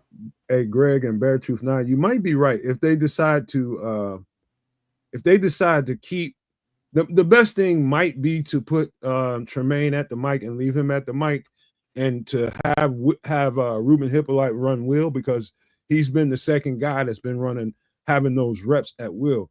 Noah's been taking middle linebacker reps, and so that might be the best thing to do if they think a rookie linebacker can hold up against them. That means a whole lot towards Ruben Hippolyte, because if they don't feel good with the rookie going out there, and you just slide Tremaine over because he's been taking some will reps anyway, and just put Noah at middle. He's been taking those reps, so it's an easy remedy. But I would feel good either way. I'm a little bit less. Let me just say I'm a little bit less confident in Ruben Hippolyte because he's a rookie. That's the only drawback that I have. But rookies can play well depending on how well you coach them up. I got confidence in him, but just a little bit less. I have confidence in him to do that job, though. You know what I mean? Like I know what you're saying. You like your guy Noah, and that's fine. I do have confidence in Ruben Hippolyte to be a heat-seeking missile at lightning speed. That I believe in. I know that's what he is. He can go sideline to sideline and get you. Cool. Considering that's what the Will does, I just don't know which way. You know what I mean? Like I don't know which. Does he know his reads? Does he know his reads, and can he adjust to his keys on the fly? It's not about just running and tackling. It's about knowing your assignment, and when it changes on the fly, can you adjust to it? That's the difference between a rookie and somebody who's been playing for a couple two. Well, he's a rookie, yeah. I think you might be giving. I'm giving him all the credit in the world. I'm just telling you might be giving Noah a little bit of extra credit because he ain't been on the field. I'm not saying. You know what I mean? Listen, if Noah played, he's not going to play will linebacker. He's going to play middle. We're talking about the will linebacker and knowing that role, knowing all the adjustments and keys to it. You got to know them things cold, and when it changes on the fly, you got to know all of it. So you're saying from the perspective of Will versus Mike, yes, isn't there more to know as a Mike than there is as a Will? Yeah, as far as getting the calls in, making sure everybody's in the right. Way more knowledge to be had there, right? But at the change of the snap, it's about communication, kids. It's like at the last second, if Tremaine whips around and gives him a change of his key.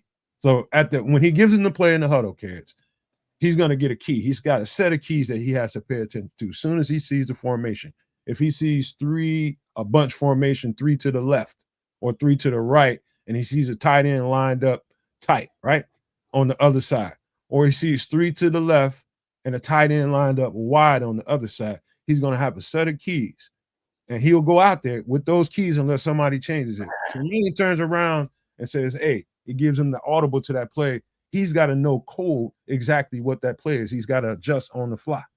So where you have to trust that guy. Well, yeah. So here's where I think that lineup works, right? Because I'm under the impression that Tremaine can direct traffic and correct him and tell him from an experience perspective where he should be or what he should be looking at. To an extent. So that's kind of why I don't know which one they go with here, and I really don't have any. You know what I mean? I don't have a dog in this race. I just want them to win. I don't care what they do in this respect. I'm just saying that if Tremaine is in his native position, he knows all of that stuff, and he knows it better than Noah. Will is more of a you know what I mean? He does. The Will is more of you're right. He's a guy who's looking for the keys. If he can identify them, perfect. If he can't identify them, I would hope that Tremaine could help him in that regard. Yeah, it's just the communication part of it is the key. Yeah, I have no doubts about his physical ability. He's a superb physical specimen. Run, tackle, anything physically I'm not concerned about. It's the communication aspect of it. Do they think they have him coached up well enough to go out there and put him out there as a starter. And if they do, then play him. And I'm fine with it. That's my only question is, can he adjust on the fly? Does he know his keys? And if they're going to put him out there, confident enough to put him out there week 1, then they're confident in him. He knows his stuff. He's been doing his homework. But you got to have an answer to every formation. Every formation has a key, and it's going to move around. So there's going to be a player or two that shifts. Do you know the keys after that? That's all. It's a tough one, man. And I don't, like I said, I don't know what they ultimately do at linebacker, man. I really don't know what they do. But I am happy to say that, you know, when they selected Hippolyte, I was like, what are y'all doing? And I'm still kind of like, what are y'all doing? But at the end of the day, he actually showed up and showed out and is more or less exactly as advertised. So I'm pleased with that. And if he winds up being the starting Will, I have no problems with it. I will say the exact same things for Noah Sewell. I had no, and still don't. You know what I mean? I had very little frame of reference for the player outside of his college tape. Now that I've seen him in the preseason a little bit, he looks again more like he did in college, and perhaps he can get the job done. I liked what I saw from him in this offseason. Hopefully that continues if he's the guy at the Mike position. Okay, you just missed a nasty ass catch, but we'll get to that in a second. I hear D-Hop is killing it out there. I don't even have this game lit up. I'm gonna light it up while you're talking. But Bear Truth 9 asked me a question. He says, Nomad, question. As a DB, what wears them down the most? Name the top 3 if you could. He said, wear them down. That is, send them. The first thing I would tell you is sending them on deep routes consecutively. Let's just say you changing your receiver group out, and that DB has that me as a corner, I got to stay on the field, and you run 2 or 3 consecutive go routes on me. That's going to wear me down quicker than any other thing that you can do physically. That's going to, if you come out, like if you sent me on a go route 2 straight times, by the time the 3rd one comes around, I hope to God they don't throw that ball towards me because I don't have the juice to keep up. I just ran 2 50-yard sprints in a row. So that's the first thing. Second thing is tackling, bigger running backs. That's the second thing that will wear you out. Just the physicality of that. That is too much. And the third thing is when you playing a zone coverage, and let's just say we're playing a cover 2, and I'm playing the island on the left side, and I gotta protect the boundary. That's part of what I have to do. And if the run comes out my way, and if they come out on a sweep and they pull an offensive lineman in that vicinity, so the running back is running behind some big guard that's coming out to try to plow me on the ground, that's going to be, if they do that too many times, I'm going to be through out there. So if you want to know the top 3 things, that's it. Pulling guards out at me when I'm in zone defense, running me down the field on go routes, and just having to tackle big running backs too many damn times. That's going to wear a defensive back out. There you go. Well, I've seen this catch. Disgusting. Kind of mad I didn't scoop him up off waiver wires. I came this close too, man. I was looking at him. You know who I'm talking about. I didn't know who you were talking about, Deion. I'm talking about D-Hop. That's exactly what I'm talking about. Hey, you're welcome, Patrick. This close. Damn it. Oh, well.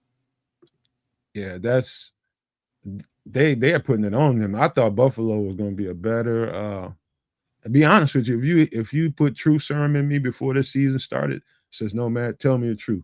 Take your Bears hat off for a second, fucker, and tell me who you think is the team that's going to win everything. And you're impressed with me? No, from Doctor. That was more of a suburban night. Tell me, you fucker. just checking for a second. Yeah, and I would have told you Buffalo, man. I would have told you Buffalo based on what I saw. Over Baltimore? Over Baltimore. I ain't lying. Oh, you got to be kidding me now. I'm not kidding you, man. I would have told you that. And then you saw us whoop that butt in the preseason in practice, let alone the game. I thought. And you I thought about that? I thought Buffalo was a more physically. I watched the games last year and how well they played Buffalo last year. I mean, how well they played Baltimore last year, how well they played Kansas City last year, how well they played a couple other AFC teams that I think are pretty good. And they all, if they didn't kick their ass, they played them pretty close and should have won the game. That's where my thinking went. It's a tough team, man, you know, but Baltimore's out there putting one on their ass right now. Brother, Levante Rogers right there with me. I would say this. I would have easily the team to beat in the NFL this season is the Baltimore Ravens. Without a shadow of a doubt. That's the team to beat in the NFL. And easily my Super Bowl pick for the AFC. I believe they're going to be the Super Bowl representative in the AFC. Strangely, they just can't quite get over the hump and get it done. I know it's crazy to predict in week one, or you know what I mean? I know it's crazy. I'm just saying that would be the team that I think you gotta get past. The team's stacked on both sides of the ball. Stacked. Right? So yeah. DeAndre Hopkins just happens to be their third wide receiver. That's pretty crazy. Well, Evie's saying, Baltimore without Harbaugh, maybe, you know, meaning that with Harbaugh as coach, you know, they're going to choke on it. The way they have been choking on it with him as coach. Is that what she really means? I believe that's what she means. All right. I think that's what she means. I think she's hating on Harbaugh, and I've and that's okay. That's all right. Personally, he's a piece of trash, though. But that's a whole other thing. Damn. He ain't hating on. Double down. She ain't hating on. Double down. I don't have any bad feelings real fast. Yeah, man. He's not hating on him, but I do think it's a well-built team. They are in Buffalo, I believe. I think are they in Buffalo? Yeah, they're in Buffalo right now. Oh, this shouldn't be happening there. This is an indictment right here. Well, yeah. I mean, that's funny. Yes, it is an indictment. There's a lot of Griseldas out there. You know what I mean? Oh, snap! They pushing Buffalo fans in the stands too. Oh no, they whipping their ass. Man, I'm talking the Ravens players are pushing Baltimore fans who are in the stands talking smack. It ain't nice out there, man. They came to dominate. Well, it's what is it, 34-19, with the fourth quarter just starting and Buffalo's ball. So it's not over. No, not till the fat lady sing. Josh Allen and the gang could turn this whole thing around and make me look silly. But I'm still saying, in some capacity, the Ravens are that team, man, and I think everybody needs to watch out, man. That's where my headspace is. I don't. Yeah, they are stacked. You know, they got a lot of money allocated. You know, in different positions. They've paid their top people, so now it's actually getting to the Super Bowl and not just, you know, choking on it in the playoffs like they have done year after year after year. But see now, hit the little juke button on him. He tackled him by his helmet though at the goal line. Just ripped. They ain't going down without a fight. I tell you that. Right. That's what it's not over. That run down there, that was looking at a 50-yard run, just like blow. All because like first and goal. All because the damn safety didn't come up with the right angle. That whole play happened. Kind of piss you off as a coach. Yeah, just that simple. You can draw it up schematically all you want. You can practice it all week. But when the lights are on and it's game time, one wrong angle, big play. That's it. Execute. That's what it comes down to, man. Well, that's why I appreciate what this coaching staff has been doing in camp. And we've heard it from the reporters that were there. We've heard it from the players. It's the attention to detail, and that they're not letting little mistakes slide like, oh, we'll figure that shit out later. It's like, nah, get your ass back over there, run it again. Mistake, nah, get your ass back over there, run it again until we get it right. And with that, that will translate into games. Unlike previous regimes where it's like, well, shit, they couldn't run it right in practice. Why would they just automatically get it right in a game? And guess what? They didn't get it right in the game. Roquan got handled on a stiff arm on that one. Boy, that was ugly. Well, Roquan gets handled a lot, but I'm just saying. All right, now don't get your ass whooped. You know Roquan got an attitude problem. He see your ass. Hey, he can take that up with his strippers. You know what I'm saying? I ain't one of his strippers, so he can go on with that bullshit. Hell, Josh Allen walking in for a touchdown. You know what I mean? That's why Buffalo's putting up points. And this is supposed to be a vaunted Baltimore defense that has given up points. It's 25. They've given up 25 points now. That's the heart. Extra point looming. That's the heart of a tough team right there coming out. They think they can win it all, and you seeing it. They ain't ducking no fight, man. They are not ducking no fight. 34-25. What is that? 12:51 left in the fourth, and they're going for 2. Kid, you want to give a fantasy update or something? Or are you not prepared to do that? Is he still there? He's muted. Hey? Sorry, my bad. I'm definitely not prepared to do that at all. I'm gonna have to look at this. Don't worry about it. If you're not prepared, don't even worry. I am not prepared to do that, man. Tuesday, y'all see me Tuesday. Come check me out on Superflex.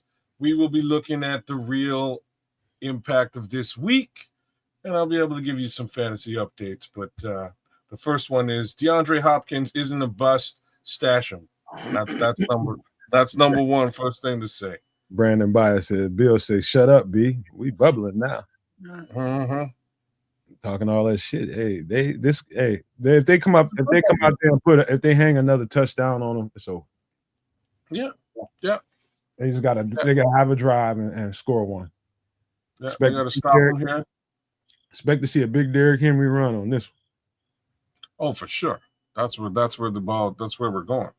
Got to run that clock out, and ain't nobody better than that big, massive human being. They're perfectly designed that way. That team is perfectly designed to do just that. We pay you big money to hand you the ball late, make some hay with it. You making all these, you got all those Bugattis in your garage, earn them. Down straight. Yeah, now it's time to turn into the battering ram and run out the clock, get first downs. Yeah, this is about to get hella interesting right here. No, I'm glad. It's not a blowout. There's a fair amount of points here in this game, but did he, Brandon? I didn't see that game. I ain't even seen no highlights. He says Penix from Atlanta looked good. Oh snap! I don't want to hear that though. I didn't see no parts of that game. That was the one game I didn't bet on this weekend. I looked at that game. I was like, I have no idea what goes down in this particular situation. I'm gonna leave it alone. I left it alone. Shout out to Paul. He's about to bounce, man. Salute, Paul. You always a soldier in here. Super No Maniac.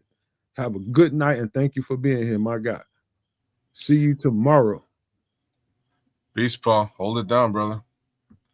Right on.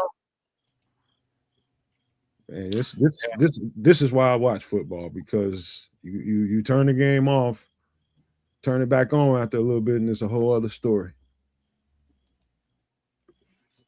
Yeah, that's why they play the game. You never know. A couple boom, a little play here, a little boom, boom there. It's a tie game, and it's like, oh shit, overtime. Where'd that come from? I thought it was gonna be a blowout. Oh shit, we got something, huh? That's how you feel. It was a little bit of that. What was I watching earlier? I was watching something else earlier. Somebody made a game pretty tight. Trying to think of a game. What was it? Are you talking Steelers and Justin Fields? Oh, Steelers I never turned that game off. I was looking at on the side view. I was looking at the who was it? The Texans and the Rams. That was a good game too. Oh, was that a good game? It's a really good game. Who won? The Rams? Rams got it. Yeah, I had a feeling. It was. I told people, man, the Rams. That's another one I put out there. I was like, the Rams they're a contender, bro. Well, so real talk, so are the Texans, but they got a couple weeks until Joe Mixon's back. When Joe Mixon's back, it's a different. They are a different squad. Same thing with the wide receiver game, like the wide receivers on that squad. There's a lot of hurt human beings, man. Stephon Diggs is out, Tank Dell is out. Get those guys back into the mix, and it's not really the Nico Collins show. It's 3 viable receivers plus the running back, dangerous. So I like the Texans, man. I like what they've done with that team. I like D'Amico Ryans, what he's done. Hey, Brandon, I forgot who the Titans was playing. I'm trying to remember. Jaguars? Is that no? It was the Jags. You're right. It was the Jags. Was it? I think so. I caught like a piece of it. I think Broncos. That's right. Oh, Broncos. Oh no, that was a good game. And Bo Nix looks like a real like a dude. So does their defense. Their defense looks nasty. And there was a sack in like the final couple of seconds of that game. Sean Payton ain't playing. I'm just saying, Sean Payton's in it to win it. All right. Here's another shout out to Bear Truth 9 with the $4.99 super chat. Thank you, Bear. He says, okay, questions. What wide receiver on our team should be the most effective use and why? Let's just talk about tomorrow's matchup. Because we're gonna play I'll let you guys both hit this first.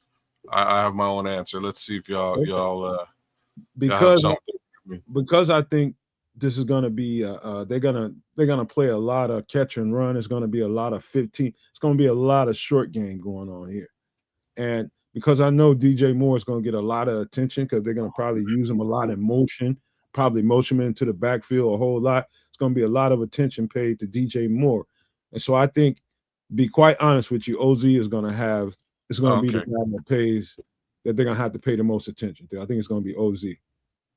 Yep. That's my guy, but Trip, go ahead. Yeah, I was going to say DJ may not get as many reps as a traditional wide receiver because of his possible backfield activities. But as far as out in the field, I can see them wanting to match up with their best defenders on DJ and Rome. And then I could see OZ really having a bigger game, whereas not taking anything away from Luther Burden, but I don't think Luther has as many plays designed, or he's not in the rotation at wide receiver as high as Oz is right now. Can we get a timeout real quick, Trips? With that Derrick Henry touchdown? On cue. On cue. But go ahead. Carry on, bro. You know what I mean? So, that leaves Oz to just be the quote unquote forgotten little dude out there. And once he can get the ball in his hands, we know what he can do. So I would see him as being the sleeper, as far as sleeper weapons. Thank you for that question. But go ahead, kid. You want So you guys both swerved and went my way, right? So I kind of expected either one of you to say Rome Odunze, which might make sense. Oh, doink. The other person that I'll say would be a good look, and he ain't a WR. It's Colston Loveland. I don't think Luther Burden sees the field frequently. The reason why OZ is the easy man's money here is because he's playing the role that Keenan Allen played last year. And if y'all remember, Keenan Allen 8 targets last year. And I don't think that's going to be much different this season this season at all for that slot position, whether it's being played by LB3 or whether it's being played by OZ. But in this case, in this game, I think OZ is the guy who starts out in that role. It's his role to lose, and I think he scores at least one touchdown. That's my 2 cents. I think DJ Moore gets double teamed this game. If he's schemed into the backfield, that's one thing.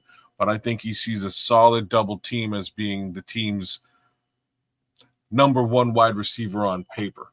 A lot of attention in that respect, which makes it more, advantageous for a Romo Dunze, for a Cole Kmet, for an OZ, or for a Colston Loveland. So that's my take. End of the day, though, I think the guy who gets it done is going to be Olamide Zaccheaus. I think we got a unanimous decision, huh? We do. Shout out, which is very surprising. Shout out to Bear Truth 9 for that super chat, man. We appreciate it. Oh yeah, man. It's X's and O's ain't that difficult to figure it out. It's checkers, man. DJ Moore's gonna get a lot of Rome. He's saying it's Rome because of his 50-50 ball ability. And I think he's gonna have don't get me wrong. He did a couple of shots. Yeah, man. I think he's gonna have a big game too. But I think the X factor tomorrow is gonna be Olamide Zaccheaus, because he's not the guy that they think he is. It's funny if you open up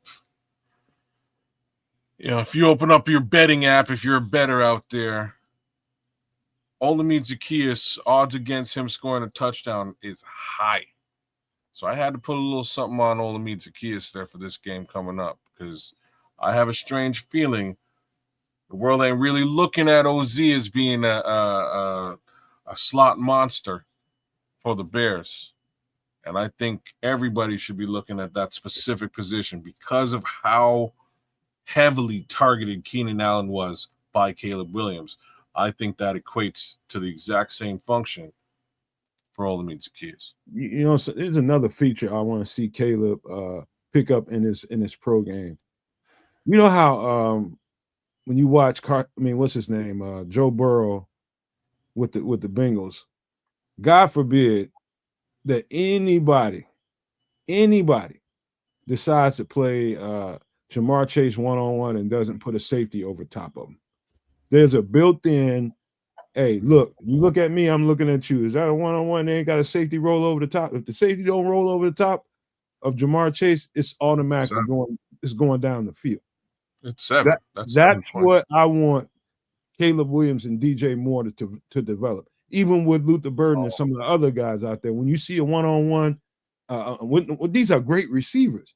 When you see a one-on-one, make them pay against one of those dogs out there, especially with DJ. Make them pay every single fucking time. That's what I want to see Caleb adjust to. Be that pro quarterback that sees it, identifies it, and makes the defense pay. Then you're going to back the defense off you. They'll respect you after you do that to them enough times. I want to see that. I don't see it happening. Hate to say it.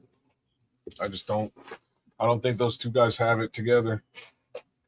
And I don't think they're going to get it together. That's things I hate to say out loud, but it's just my personal feeling.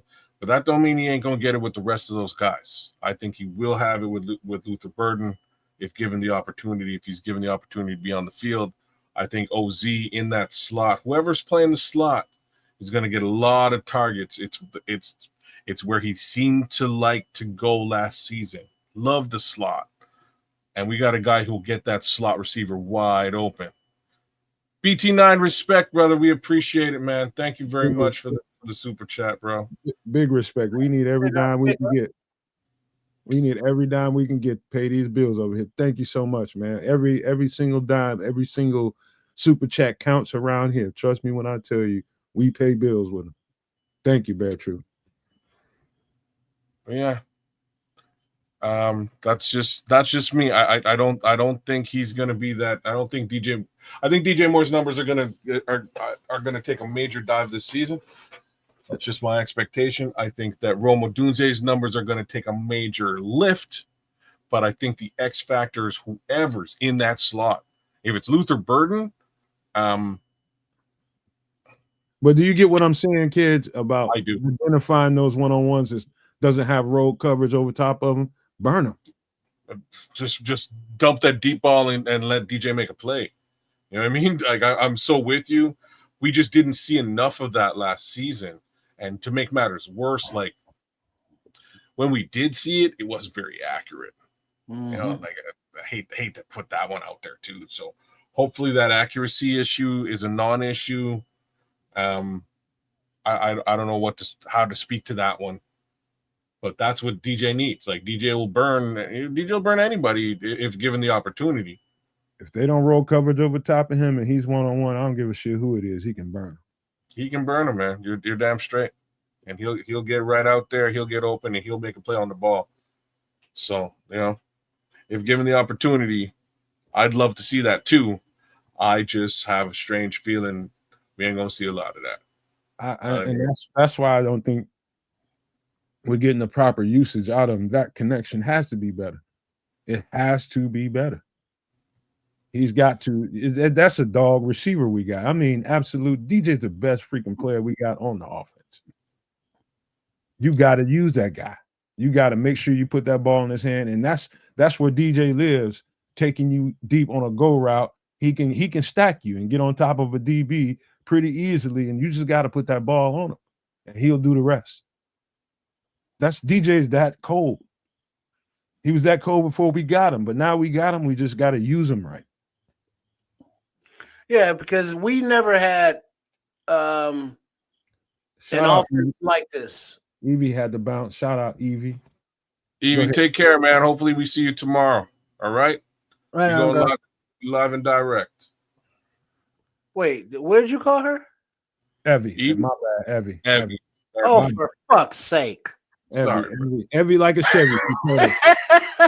After we done went through the whole thing of how we pronounce her name right. And then, Evie like a Chevy. Didn't she tell us a long time ago?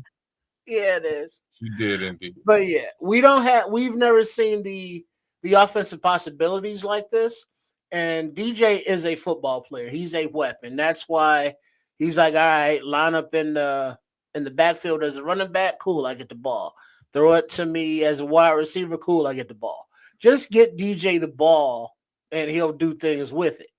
But how you get him the ball is a different story because he is available to do many different things, short, long, and intermediate. So it's just a matter of finding the right matchup, more pre-snap motion, see if it's man coverage, if it's zone coverage, who's matched up with who. And if Nomad says, hey, DJ got that little so-and-so one-on-one. Well, we know where that play is going. It's going to DJ. And eventually it's going to get that trust factor between DJ and Caleb, between Rome and Caleb, between Oz and Caleb, between LB3 and Caleb, between Colston Loveland and Caleb and Cole Kmet and Caleb, so that there will be that factor of like, oh, this guy's matched up on Loveland. Oh, that's a win, Loveland. This guy's matched up on Rome and all down the line because we have the weapons that can beat man coverage. And it's just how you're scheming them and where you're getting them open to. And all that you got to really do now is get them the ball. Bad boy, man. Just got to put the ball in his hand the right way. Bad boy.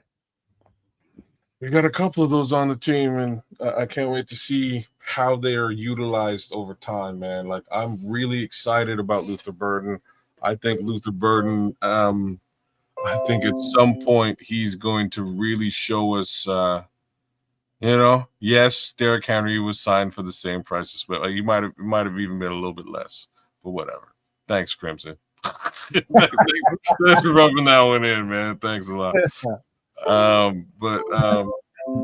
Yeah, he killed me, Crimson.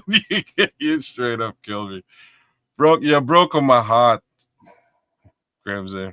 Man. Yeah, man. You said it, FFG, man. You know what it is. I think whoever's in that slot, personally, I really want to see Luther Burden there. I really want to see him there, but I do have all the faith in the world in Olamide Zacchaeus, man.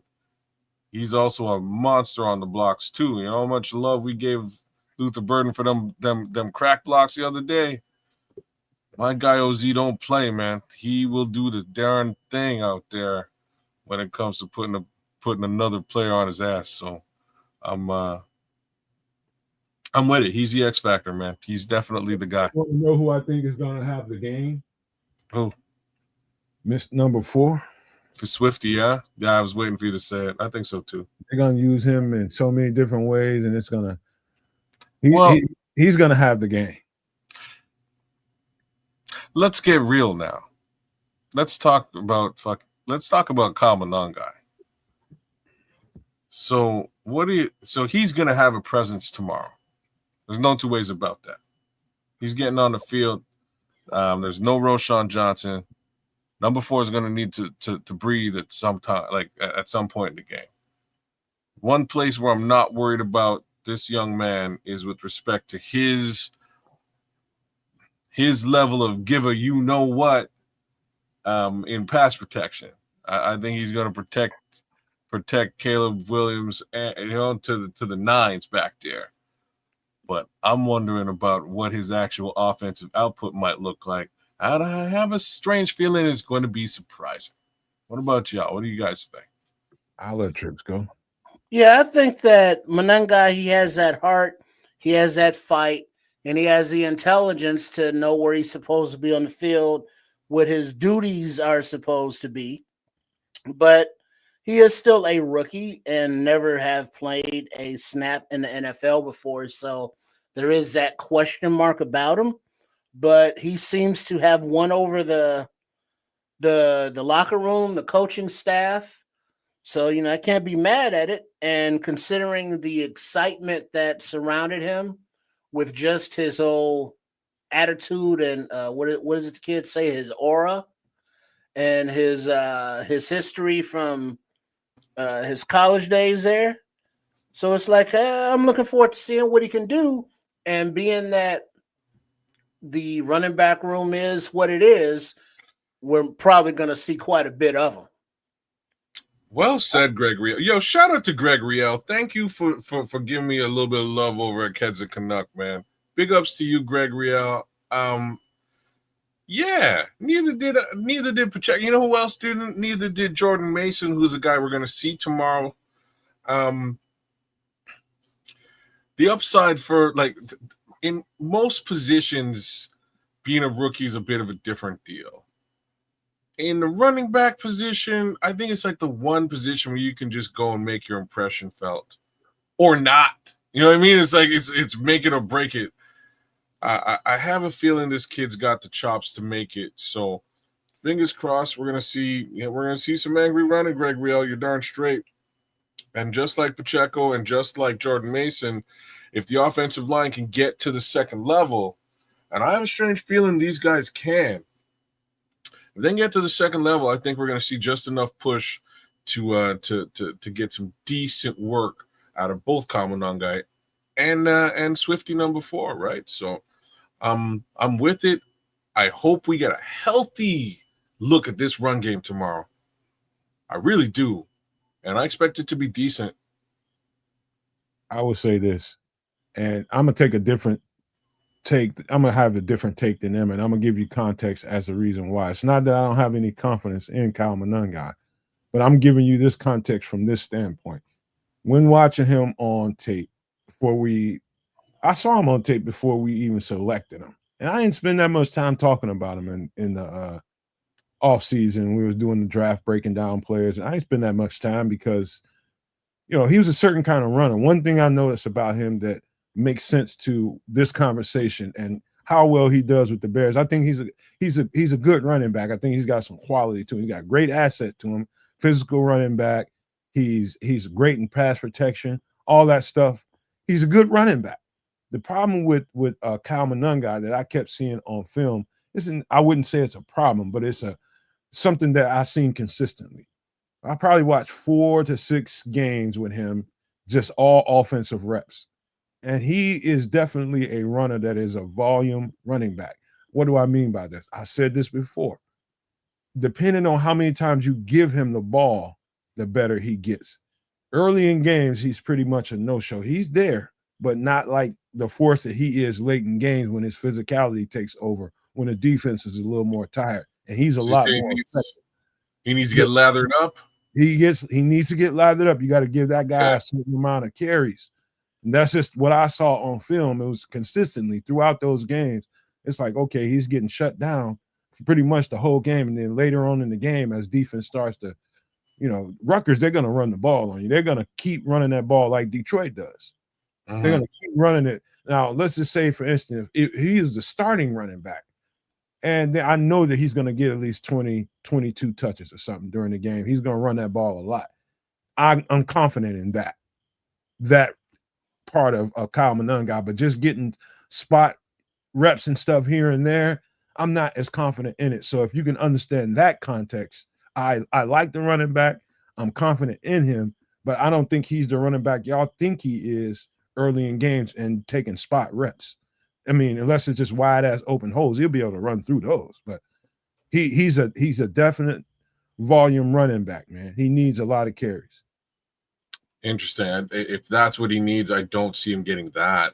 Like, I hate to say that, right? Like, I expect the volume to go to Swift, and for him to really actually come in backup capacity and potentially maybe in north-south goal line capacity. But I'm a little worried about that one too. That one's a little bit worrisome for me because I don't like he wouldn't be. If I was looking for a north-south back, it wouldn't be Kyle. You know what I mean? But he's shifty enough to get between in between the tackles, and he's got really good contact balance. So I didn't want to sound like I didn't want to come off like I'm trying to take something away from him. That's definitely not what I was trying to do. I'm trying to give you the context to how I seen him be more effective. That's all I'm saying. It's good context, brother. It's good context. If you're saying he needs carries, he needs volume to get to, where he needs to be to get the job done. It is a valuable wrinkle because I'm pretty sure that volume is going to be with DeAndre Swift. So we'll see how that all works out. I'm just hoping we get enough push, and that is the upside to having a Braxton Jones on this line. I can trust Braxton Jones to get to the second level. I believe I can trust the Pro Bowler to get to the second level. So we should see some really nice short side running. Hey, this is Christmas Eve. Scrolls for real, for real. We have a Christmas Eve party right now here on the Nomad Network. So support all three channels, both over on Kids of Canuck and over on Sports Chicago Style, man. Make sure you go over there and subscribe to each channel. We're asking, we're not telling. Please go and subscribe to each channel. Make sure you show some love on each one of those. If you haven't hit the like button since you've been here, please stop for a second, hop out and hit that like button. Please make sure you subscribe if you're new to the channel or become a member. It only costs you $1, and you're going to be able to get some discounted merchandise with this new stuff we're coming out with the website. So thank you, everybody, for being here, and let's have a good time with this, man. This is fun. Because in 1 hour, there will be the premiere of the Monday Night Football Showdown preview, and you can hear the Sports Chicago Style thoughts. The whole panel is in the house, and that is scheduled there up on the YouTube as the premiere. So in 1 hour from now, Sports Chicago Style. Make sure you are in the place and don't be a L7. Hey, man, I keep seeing out there in the when I look at social media, people are looking for, a Bears community that they can believe in, a Bears community that gives you straight X's and O's and has a lot of fun like we do over here, but brings the context to the football conversation. I don't know that anybody does it better than we do, and I don't feel like I'm being biased because this is our channel. I'm just telling you, we bring the straight gas over here. We're pretty accurate. I'll tell you that. One of the things that I pat ourselves on the back about this is how accurate we are about calling stuff out. Very accurate over here. And so I just ask for the same energy that some of you people give to these other channels, these other networks that you don't really believe in, but you keep going over there and watching. Give it to some people that deserve it. Support these smaller channels and watch these smaller channels grow up and be as good or better than these channels that are huge. That's one of the things missing in this Bears community, not supporting the little guys much. Come on, Yeah. you know we bring gas over here. You guys know that. Come on now. Yeah, if we had those kind of resources, imagine what we would do. Content would be insane, and coverage would be so much tighter. But we do what we can, man. We get the job done on all three of these channels, and the conversations are always awesome. We try to keep that conversation live with you guys right there, live and direct in the chat, and answer the questions that real Bears fans actually have, and pose the questions that real Bears fans actually have on their minds. So that's what we do right here. I know Daryl's one of the people that's in the comment section. Like whenever we do a show, and we like when we're talking about some of the prospects, and then he goes and looks at the tape. Shout out to Daryl, because he does his homework after we do stuff. He'll go to the tape and come back and give feedback in the comment section, which I encourage all of you all to do a little bit more than that. When we have a take or two or three or 20 on one of these shows, and we're giving context, like I just broke down what I saw on film with Kyle Monangai. Go look at the tape yourself. Daryl is pretty good at going to look at, okay, what's Nomad talking about here? What's Kez talking about here? What's Trips talking about here? He'll go look. That's what I challenge everybody to do, to see if we know what we're talking about. And if we're not, come back and tell us. Go in the comment section. Tell us. Go to the comment section. Give us feedback. We need to know what you guys are thinking. Touchdown. And that's totally free. You can do that for nothing, man. But just let us know what you think about what we're talking about. We would appreciate you. See, BT9 just got philosophical on that ass. What do you say?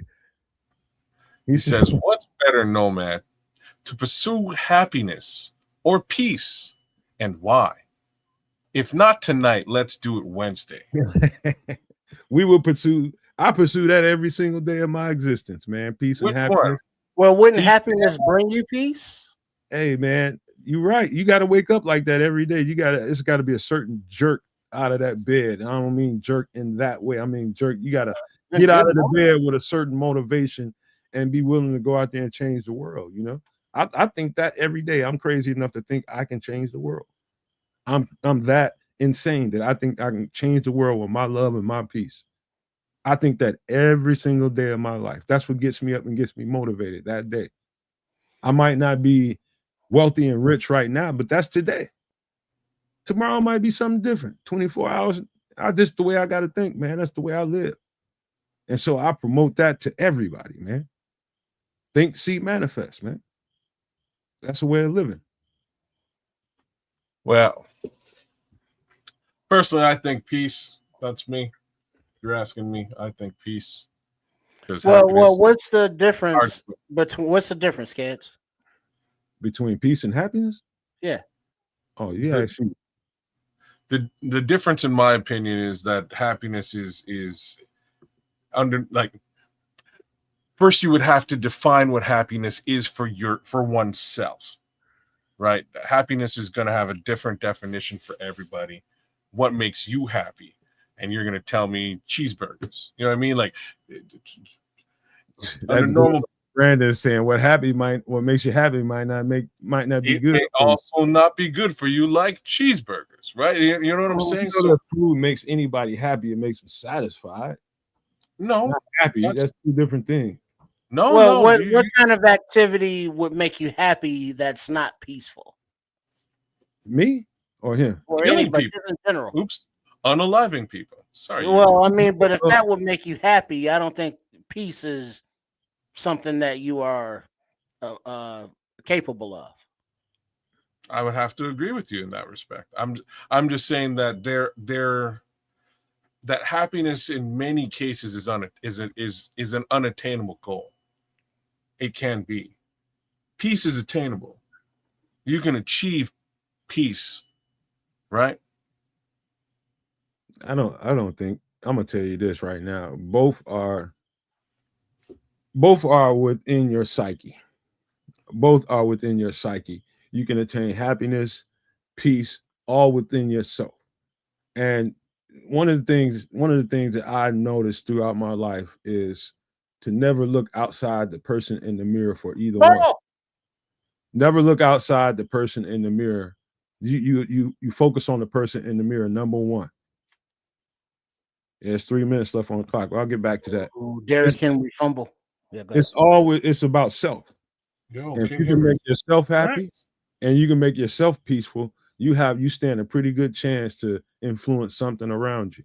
You might attract something to you based off of that energy. That peaceful energy, that happy energy will attract that kind of energy to you. So yes, it's achievable. You can do it, and it can affect your life in a great way. Man, Derrick Henry is very unhappy right now. He just left man, a piece of football on the ground. Just roll over that great commentary? Don't do that to me, man. That was great, man. Oh snap! It was a good You don't want to soliloquy. hear it. You don't want to hear it. But like, there's a football game going on here. It's pretty crazy. It is good, man. Remember about a half hour ago, we were saying that the Baltimore Ravens were dog walking these fools. That ain't what's going on right now. What is this an example of how this is not very peaceful, but it's bringing us happiness? That man asked me a question. Football is not peaceful, but it brings us happiness. How about that? Derrick Henry chose violence, not happiness. Yeah, because the violence on the gridiron. Wow. And they just put it on the one too. It's over. They're gonna run this. It's over, man. Oh snap, y'all! What just went down here? It's a football game. Well, maybe it was Vegas got on the phone.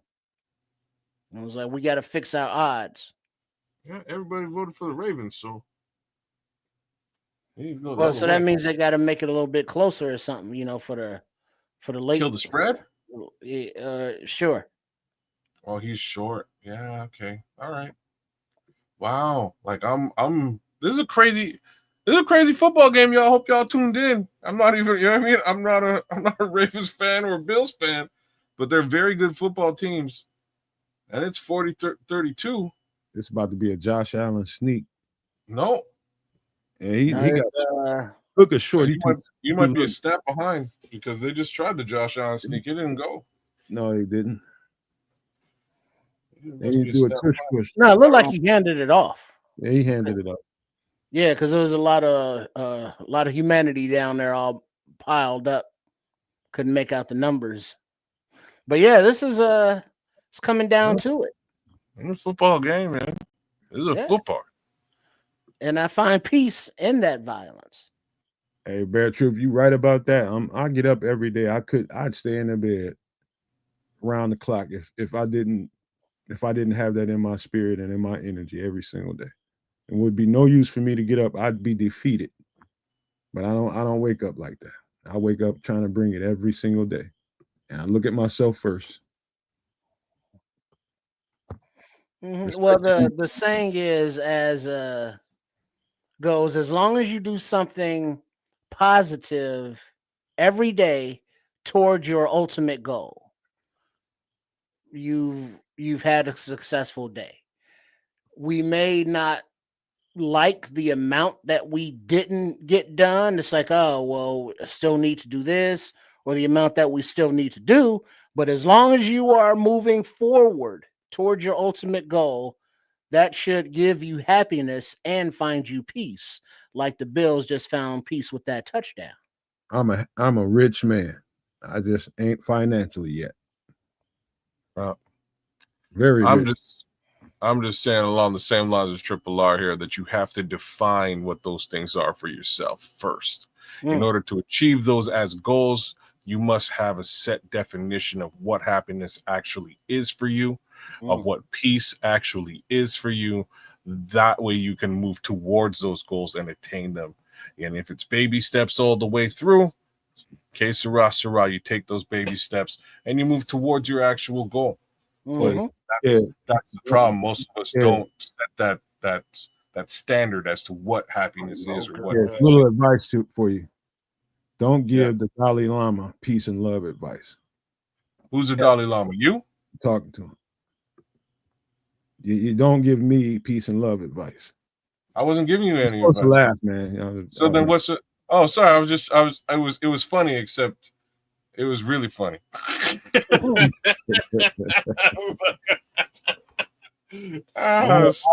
I'm a spiritual guru, man. That's what I am, man.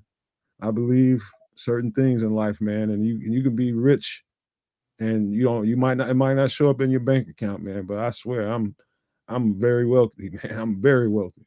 Well, but the thing is, there are a lot of people who have bank accounts that are swole, but they are not happy or at peace.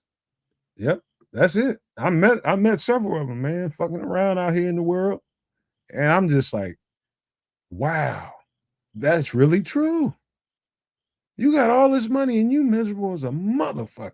But this is why I'm saying you need to define it. Is exactly why. Because when you have all it, money doesn't buy you happiness, and that's well established, right? Okay, you need to define it, not me. I've already done that. I've already done all of that. Everybody needs. I'm not talking individually.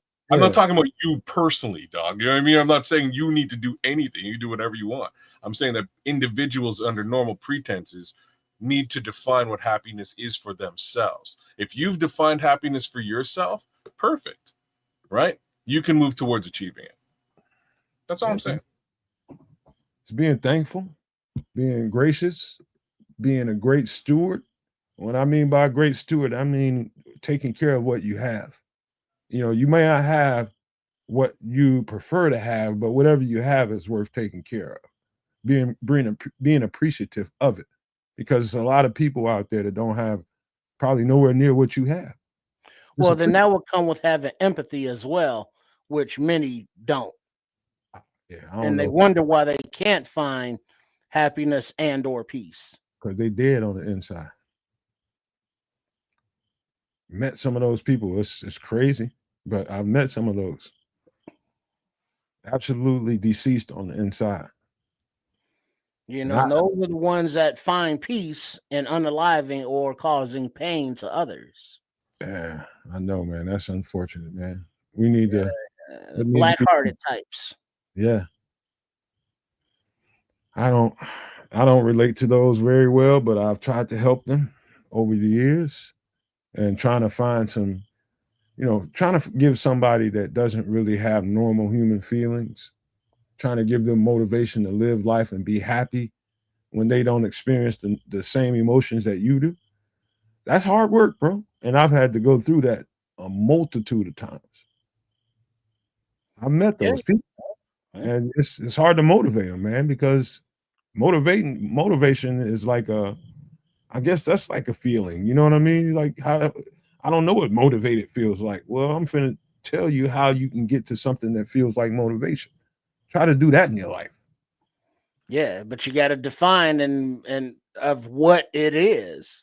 I mean, that's like a person who has pets. Doesn't even matter what kind of pet, cat or a dog. That's a whole different like level of conversation. But trying to explain to a non-pet owner of how and why the pet is enhancement to their life. And it's like, wait, you got to clean up after shit after this little fucker. You got to feed it. You got to take it to the vet when it's sick. And what does it do? First of all, you can't look at it that way. Well, okay, sure. That's the reality of it. But here's the best way to look at it. This is what I've done with people trips. Think of that pet. Just imagine what would happen if you didn't come into its life and assume the caring role for it. Just imagine. So all that pet wants to do, especially when let's just talk about dogs. One thing I know about dogs is all they want to do is please the person. You done pissed off Crimson. He's leaving, man. Hold on. Crimson, peace out, brother. Let me finish. All it wants to do is please the person that's taking care of it. It's got a natural instinct to please the human. And all you have to do is show it how to behave in your presence. So if you're going to share your space with them, show them how to act in your space. So that's where the training comes in. But the whole dependence of that creature on you and the love it gives you unconditionally is worth its weight in gold, man. That dog will love you no matter how effed up you are. No matter how effed up your day was, that dog is gonna be there to show you what love is. That's why you do it. Yeah, but dogs live typically what, 12 years? So it's like I gotta train and get this one to just the way I like it, and then it's old. And now I gotta get a new dog and train it all over again. Yeah, It's a yeah, but to every opportunity. Just take it for what it is, man. huh. Yeah, that seems like an emotional investment that is like, well, okay, you brought me my slippers, cool. Now get your fucking hair off of my clothes. No, stop slobbering all over my house. You know, it's like you got to put up with those inconveniences and make that compromise to say, hey, yes, I want a pet, or whatever the pet may be, dog, cat, whatever. But to somebody who doesn't feel that like you do, or understand that emotional connection, or that unconditional love, it doesn't make sense. It's like that's just an investment, something, not even an investment, an expense, something to clean up after and provide So, constant care and maintenance to feed. so you basically saying, what do I get out of that relationship that's tangible? Yeah. Get your protector and train him. Like I had. So I had an American bulldog about 165 fucking pounds, huge, and he was trained to be a protector. And that was the tangible give and take. If you okay, want yeah, you to win put Stacy King, you get scared going by a dog, then you train it and cool. But then it's like, all right, in 8 years, you're gonna have to do it all over again. oh, Or here you go bulldogs, with they the yeah live butts even again. less. Here you go with the yeah butts again, but you just got 8 years of protection. How about that? Yeah, but that shit. Yeah. Well, Hey, I mean, I done did fine with no dog protecting myself this far, so not really a so thing. I there's didn't some I didn't get my dog to be a protector. I protect myself just fine. I bought Well, my yeah, dog. but I mean, so being a protector is not something that appeals to me as far as getting I that. just like bigger dogs. I like a dog that has presence. I prefer. But just beyond the protection, just the company, the just the in-house, the cat running around, you trying to type out emails, and the cat running across your keyboard like, hey, pet me, you some bitch, right now. And so it's like, oh, kitty, let me give you some catnip. It's like, get the fuck out of here, you stupid cat. What the hell are you doing? And it's like a dog. It's like, hey, I want to love you. I want to lick on you. It's like, get your damn slobber off me, you disgusting little germy fuck. Trips, how about And it's like there's like some people are pet people and some people are just not. Trips? You might just be fucked up, and that's just all it is too. Yeah, take it, but take, but like those take pet it easy, people, man. Let the guy You live, might man. just be you might just be a little fucked up. He You might doesn't have to like I don't dogs. know. I don't know very many people that feel like that about but pets. the Like pet you know people what's can funny? The go ahead. funny part is that I actually feel almost exactly the way the Trip does. You Like I motherfuckers dead almost on the inside. That's why. take it cool your jets there, man. You got everybody dead except you, man. You're the only motherfucker who's alive out there. How you not gonna like pets, man? What kind of weird Like, motherfucker let me like finish talking and I'll explain. I never had pets growing up. I had fish. Fish are the easy. You just pour shit in a tank and you leave. You know what I mean? It's like the easiest shit to do Yeah. it. You know what I'm saying? I'm good to go. I don't have to really mess with this your ass fish just guy. lazy? What does it say? I'm a little lazy. Just say that. And I don't want I, to take them out and all that shit. just let me finish. Damn it! I have like if you get cats, you don't have to take them out. You just need, it's like the same thing. You just feed the cats. You got to deal with them. You throw out the kitty litter, but you don't have to like deal with the cats. You know what I mean? I've had cats. That's a lot. The facts is I have kids. I'm not about cats. I'm not about dogs. I'm not really a pet person. But to where you're like to where you are, Nomad, and the thing that you didn't describe for why Trip would appreciate a dog or why I appreciate my dog is the actual companionship and the love that a dog gives you. It's second to none. When you walk in, oh boy, like okay, so like when you walk in the door, your dog is about it. Your dog comes to see you, bro. You walk in the door without a dog, ain't nobody coming to see you. Nobody cares. Most of the time, your kids ain't. If your kids are at a certain age, they don't care. You walked in, hey dad. You know what I mean? They don't give a damn that you walked in the door. Your wife might give you a kiss. She might be doing something else. Your dog will be at your door every single day with something, and he's like, "Yo, what's up? What's up? What's up? What's up? What's up? What's up? What's up? What's up? What's up? What's up? What's up? What's up? Yeah!" And you give him a little bit of love, and that's why a dog is kind of that's why he's man's best friend. He actually gives a damn that you're there. Like if I go away for a couple of days and I come back, my dog is about it, man. So there's something else. There's a whole other aspect to all of this. It ain't just protection. There's an actual connection that you would have with a dog, very very specifically. My But now let cat, me ask you this. no Now, connection. go ahead. Cat, dog, no connection. But there are people that are not dog people that are cat people, and vice versa. So I understand the concept that it's like the emotional attachment and another warm body to cuddle or stroke with. I understand those concepts, but when it comes down to it, it's like, what the fuck are you supposed to do with this fucking thing? Get the fuck out of here. What is it? And then it's like, wait a minute. First of all, I don't want to be in a room that somebody farted that it wasn't me. And pets, they be doing that shit. It's pretty bad. But anybody can fart. You could be in any room with a person, they can fart, bro. Well, but now if you in a room by yourself, you ain't got to worry about it unless you're the one doing it. Hey, dog. Then leave the room with the dog and don't Kids, worry about the dog you farts. guys a quick They're story. the nastiest things in the world, by the way. Like One of the things, like in the wintertime, my dog, American bulldogs, those kind of dogs don't have a thick coat. So in the winter, I've been living in cold climates, man. So in the winter, I give my dog, I put a little fat layer on him so he can have a little extra when he goes outside.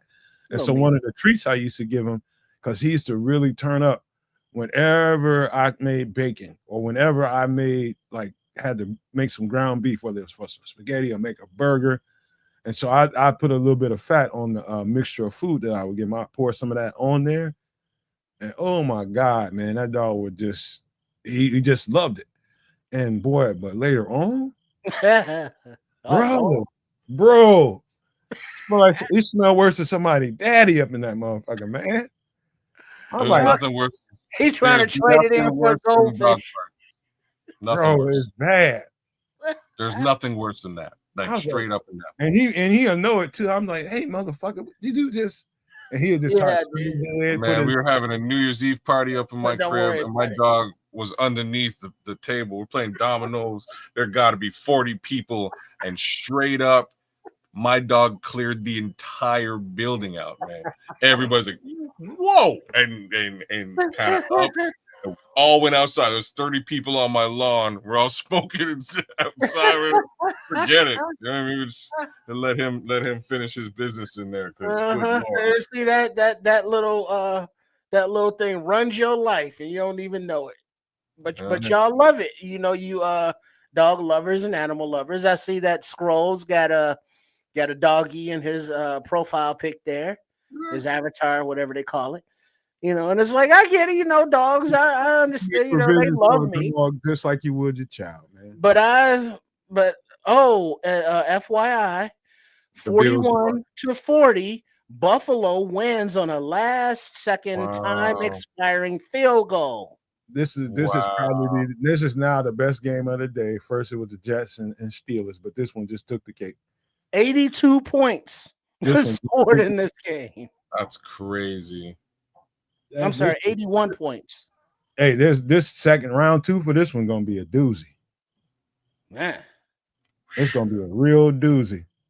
Man, that's a football game and a half. Derrick Henry must feel terrible, man. Bros, you got an American Bull too? Hey man, I got mine from a breeder in, I believe he was in Georgia, man. Yeah, they ain't cheap, bro. Well, that's the thing though, and a lot of these AKC or bred dogs, you know, like Rottweilers or Bulldogs, they all got issues, you know, hip issues or breathing issues or digestive issues, you know, like per breed. And it's like a car. It's like, you know, if you buy the Chevelle, you know, or a Chevette 1980, you're gonna have this issue. Well, if you get a Bulldog, you're gonna have this issue. And it's like, oh, and now you got to get insurance. You got to take them to vets, and it's like, oh hell no. it's a labor of love, man. You know, it's just like your child, man. You got to look at it kind of like in the same way, man. It's you make provisions for it like it's your child. That's just all it is, Man. too. Well, No other way to look at it.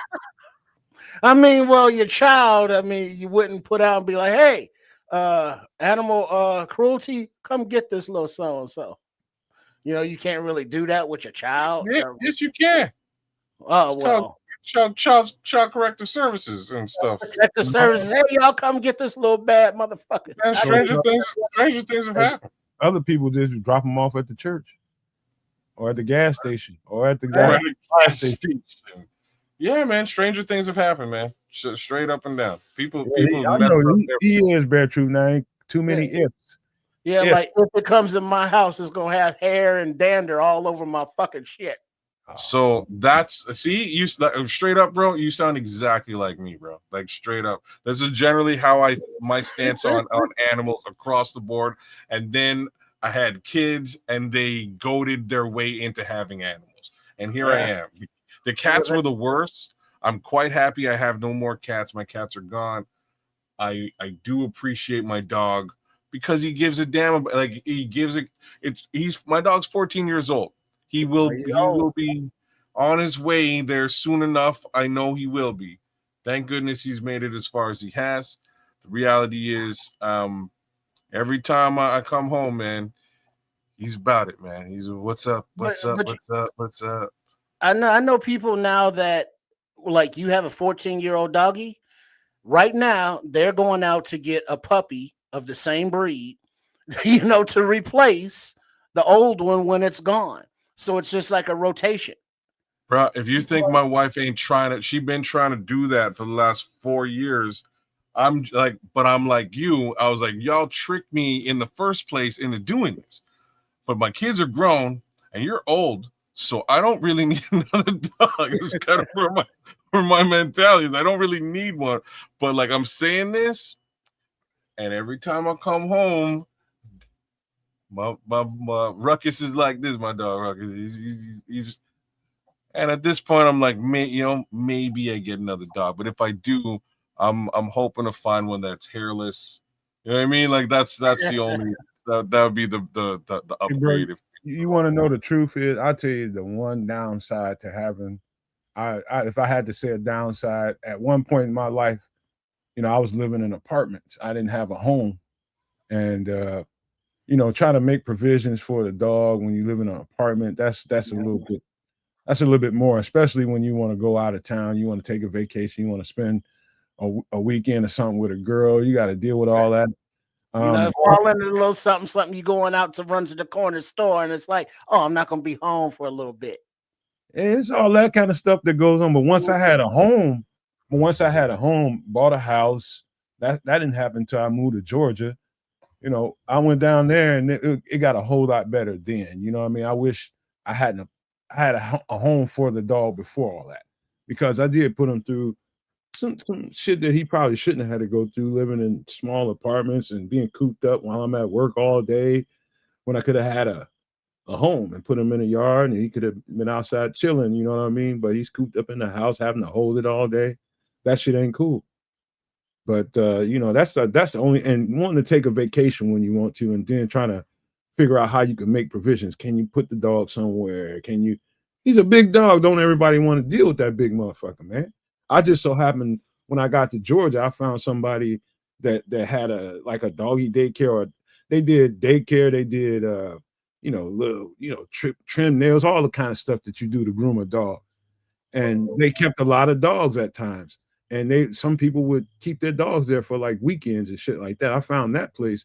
And my dog just happened to have the right personality, because they had some big black Labrador that was bullying all the dogs, jumping on them. And my dog got there and straightened all that out, and it was peace. And so I got lucky. They were just like, I will give your dog all the trimming, all the washing, all that shit for free. Just let us keep him. He keeps everything straight. So I got lucky there, man. I was able to roll and do my thing in Atlanta just because of that. But I just got lucky that way, man. But yeah, other than that, man, you definitely got to make provisions for your dog, especially. Cats different. You know, but for your dog, you got to make provisions just like you do for your child. Mm-hmm. What is Bear Truth saying? Something about his mama and cats. What is that? Put the next other What do you way. say? Yeah.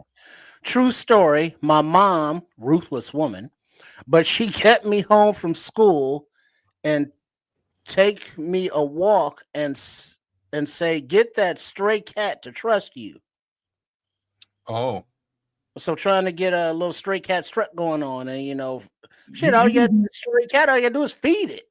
pretty no. much. That's how you start. Well, that's one way to do it. Same token, like if you don't have food, that cat's slicing you up, yo. You Well, don't just walk up. You don't just walk up and try to grab it. That I'm yeah, motherfucker. trying no, to say that the cat gonna slice you up, man. So I'm sorry. that's when you just kind of sit there and you got a little tuna, or, or if you got a little kibble in your pocket. Why you would have kibble in your pocket, I don't know. I ain't in your business. I But you like sit there and you toss it to it. It's like, all right, I'm gonna eat this food. I don't know you, I don't trust you, but I'm gonna eat this food. And it's like, oh shit, you got some more? Okay, well, you're not trying to hurt me, and I can sense your vibe. You kind of chill. And the food's a little bit closer to you. This might be a trap, but I'm gonna eat it anyway. Oh, now you want me to take it out your hand? Oh, well, that's quite presumptuous of you, but I'm down. I'm down because it tastes good. I And it's like like, wait, you trying to pet me too? Oh, okay. Well, that feels kind of good. All right, I guess we can be friends. There you go. That's how you get to know a stray cat.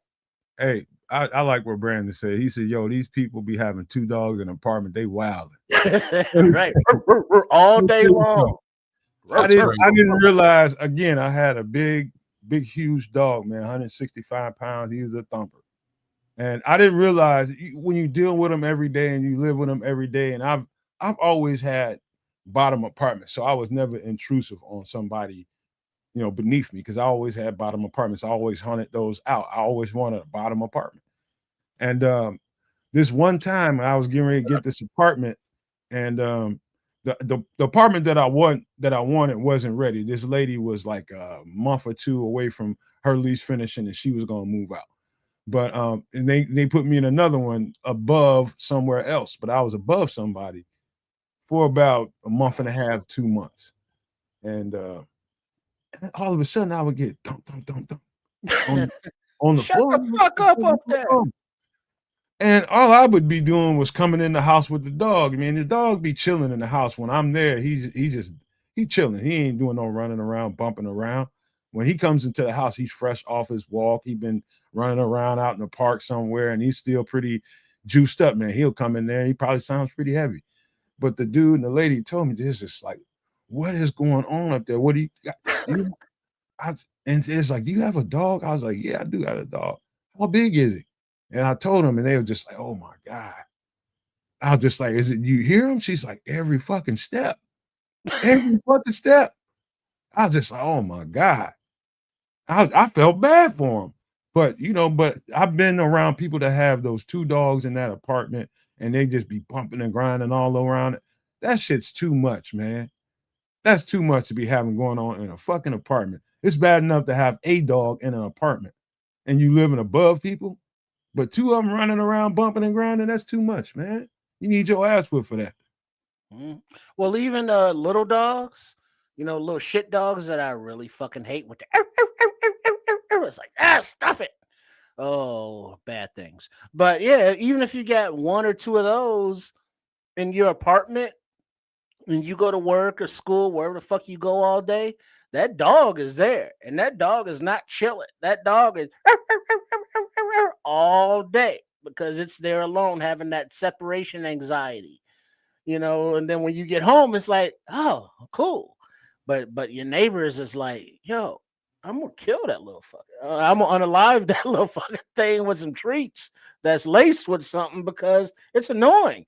And don't have a job where you work at night and leaving your dog home alone at night because ain't nobody getting no sleep because the dog is barking all damn night. And so, yeah, bad things in apartments. That's Dogs are not why you ever signed a lease that says you can't have a dog over like 35 pounds or some shit like that, or yeah. 40. That's why. Mm-hmm. Well, even those little fuckers with their yep. Shit, that's enough. Shit. And those can be like 2-3 pounds. You know, something so small to be so loud and annoying. Oh my God. Yeah, like Scroll said, he's lucky in his house because his dog sounds like two Russians wrestling. You know, big loud ass dog, heavy footed, heavy pawed, rather. Bro, later on, and my dog's like, before we get ready to get out of here, I gotta tell you, I ended up getting a female American from another breeder. He gifted me that dog because she took to me, and he had too many dogs. I just got lucky just to know him, and he gifted me a great dog. And immediately they had puppies. And so what's unfortunate about it is that dog got into some poison. The female got into some poison, and she passed away while the puppies was very small and still milking. And so I had to feed them all. Hand feed them. But before she passed, the two of them, when she wasn't in heat, man, they just tussled and wrestled. They wasn't like he jumped on her a little bit when she, just to let her know, like, hey, I'm the dude around here. Remember, you in my space. And all these toys and bones, that's my shit. If I let you bite and chew on them motherfuckers, I'll let you. But when I don't want you to chew on it, because I allow it. Yeah. He'll let her know. And they'll tussle sometimes about it. You know what I mean? And then them puppies came after that. Oh Lord. And I had them. I made sure I kept them for a good amount of time because their mom passed away, and I wanted to make sure that it wasn't that I was trying to sell the dogs or anything. I was never trying to do that. I was trying to get them to a good family, to make sure that they was going to be taken care of in a home. And I did that with all of them. But once I got them to a certain size, I kept them till they was like, hell, it was about 6-7 months before I got rid of all of them. But boy, you talking about doing they was destructive. When I tell you destructive, it's a good thing I wasn't in an apartment at that time, because they was all over that motherfucker, boy. It was just a war every single day. And it got to a point where I had to keep them all separate when I wasn't around. Because it's pretty damn aggressive, man. But yeah, you can't have shit like that going on and you in an apartment and somebody, oh no, I can't. Shit, even if you in a house, that's a lot of shit to clean up. I mean, literal shit. If you got it set up the right way, it ain't no big deal. Even if you got it in the yard, you just can't be leaving those landmines out there like that. You know, not if you ever have a barbecue or nothing. Scrolls is right. It is definitely hard. You got to make sure you find the right people, and they ain't out there camouflaging like they good people. You got to I went to motherfucker's house. I want to see how you going to keep these dogs. I'm perfectly willing to give them to you because they're going to be in great homes, but I want to see how you living. So I had to travel. I made sure them dogs was taken care of. Because people want to fight them. People want to abuse them. Some people want to put them in recipes. You just never know. Put them in recipes. Ridiculous shit, man. But yeah, I'm a dog, man. I'm a pet person. I'm a lover of animals, man. I think they are God's gift to us all, and we should love them. I just believe that the best you can. But if you can't love them the right way, don't get them. That's all I can say. But before we get out of here, man, let's give some shout outs and give out some pleasantries before we bounce, because we'll be back here in 24 hours. Unless. Game time, baby. We working this week, man. Sunday night, Monday night, Wednesday night, Sunday night. We all over the map. Tuesday night, I almost forgot my show. So have fun hanging out with us. You know what I mean? So come check me out on Tuesday at Keza Canuck. We're doing the Superflex Fantasy Football thing. We'll be talking about what happened across the league, including this insane game we just kind of clued into here. 41-40 Buffalo Bills over the Ravens. Outside of that, hey, Dr. Earl, good to see you, brother. Good to see you. Outside of that, tomorrow night we'll be going live and direct with our version of the cast, right? My man Triple R will be doing the play-by-play. Me and Nomad will give you the color, and we'll get a good look at what Bears versus Vikings shakes out to be, and then we'll touch base on what it shook out as right after it's over. That being said, we'll then move into Extra Sauce on Wednesday with the three of us and some more commentary in that respect for all things Bears. So by all means, check out my guy underneath me at Sports Chicago Style.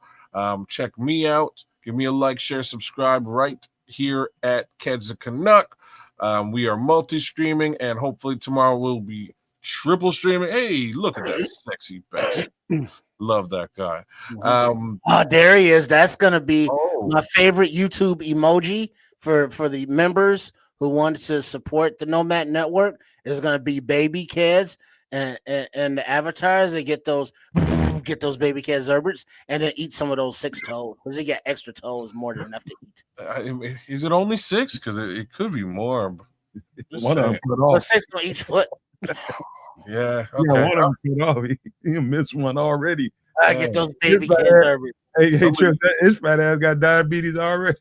He got worse than that. He got mutations.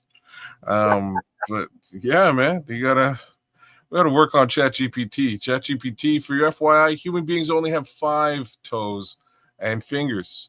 Just trying to clue you in. But we'll see how she works, how she does down the road. In any event, support baby kids. He's cute as all hell, and don't look at his feet.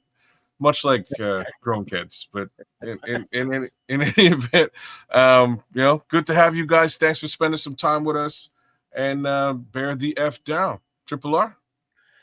In a scant 15 minutes from now, will be the premiere of the Monday Night Football Showdown, Bears Vikings preview, and the Sports Chicago style pregame thoughts. Coach Tripping, Chef Trips, and the man Trip himself, that cheeky little devil, share what they are looking forward to for the Vikes game. Make sure you are subscribed to the channel at Sports Chicago Style, and then Coach Tripping and Trip with Trip Kundo and Chef Trips with his own channel as well there on the YouTube. So you can find all of those links to all of the great content coming out.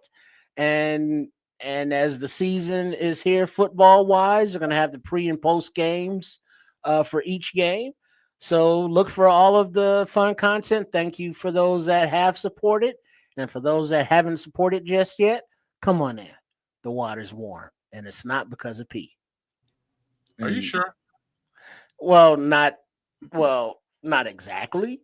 But for the most part, it's not because of pee.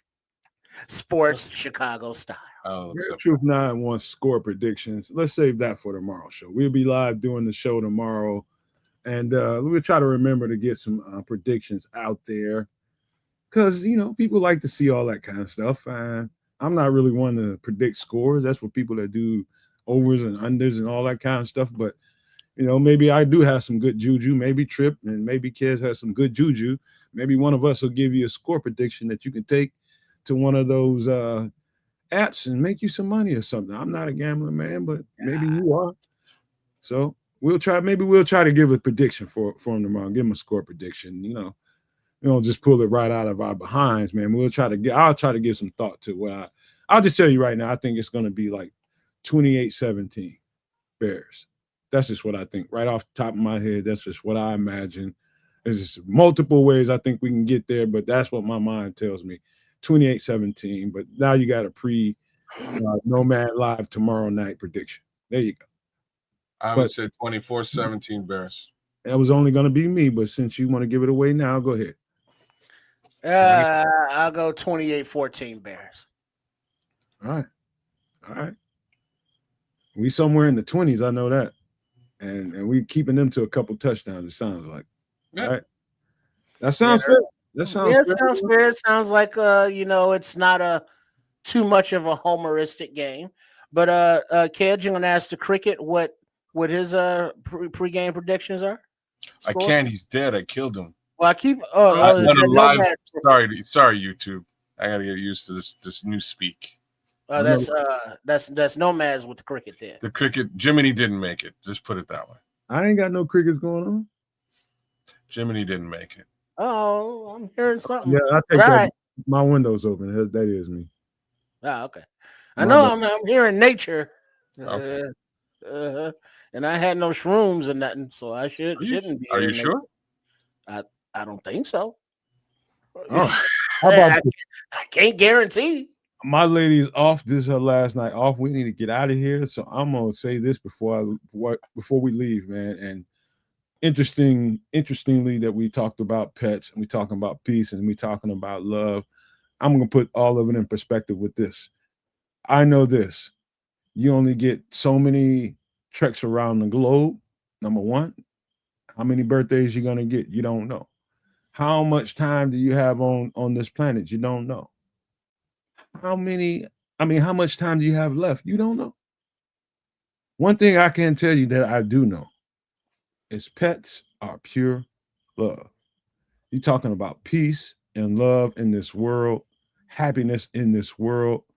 Sometimes a pet or an animal can remind you where you need to, where your spirit needs to be. You can be having like I can tell you right now, and I'll say this as a thank you to the last dog that I had. I'm telling you right now, if it hadn't been for that dog in my life, in the space that I was in at a particular time in my life when things was getting very, very tumultuous, I was in a bad space spiritually, man. It was just too much going on. I would just say that. And the angry side of Nomad was really, really bubbling to the surface, and bad things could have happened. Once I'm like that, bad things can happen. And I was very, very close to it, very close to bad things happening.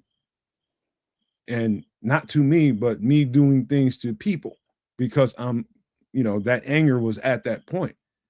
And every single day that I came home, and when I was in that space, I'm telling you, when I came home, that dog changed my spirit, literally. Literally. I'm not talking about almost, no, he changed me. He reminded me that if I go crash and burn for something that didn't require a crash and burn, where does that leave him? Who's going to care for him? Who's going to be responsible for him? Who's going to feed him? Who's going to do just like the decisions you make for your children? That's what that dog did for me. And it helped me grow. I had to get past that angry spirit that I had in me. I had to whoop that. I had to whoop that so I can trek forward with my damn life. And guess what helped me do that? My damn dog. And I thank that dog. I thank the spirit and the ancestors, God, whoever, for making sure I had that dog in my life. I'm so thankful for him. I might not be here talking to y'all. I might not be here.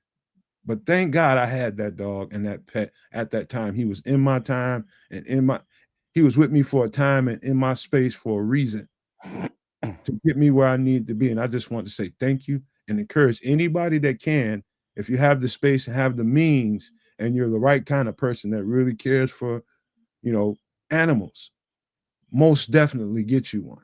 But make sure you have the room and the provisions to care for them. I hate to see people that get pets and animals and can't care for them the right way and they end up somewhere out in the wind or who knows what happens to them. I can't stand that. A pet is a responsibility. So I encourage anybody that can and you have the means and you're willing, go grab you one, go to a shelter or something. There's plenty of pets there for you. You just got to go down there and check them out. Go pick you one up, man. Foster a pet. I'll probably do that from now on. I'll probably never buy another pet. I'll probably foster them from now on. Just go adopt one. That would be my advice to you, and that's my encouragement to you, man. It's peace, love, happiness in those animals.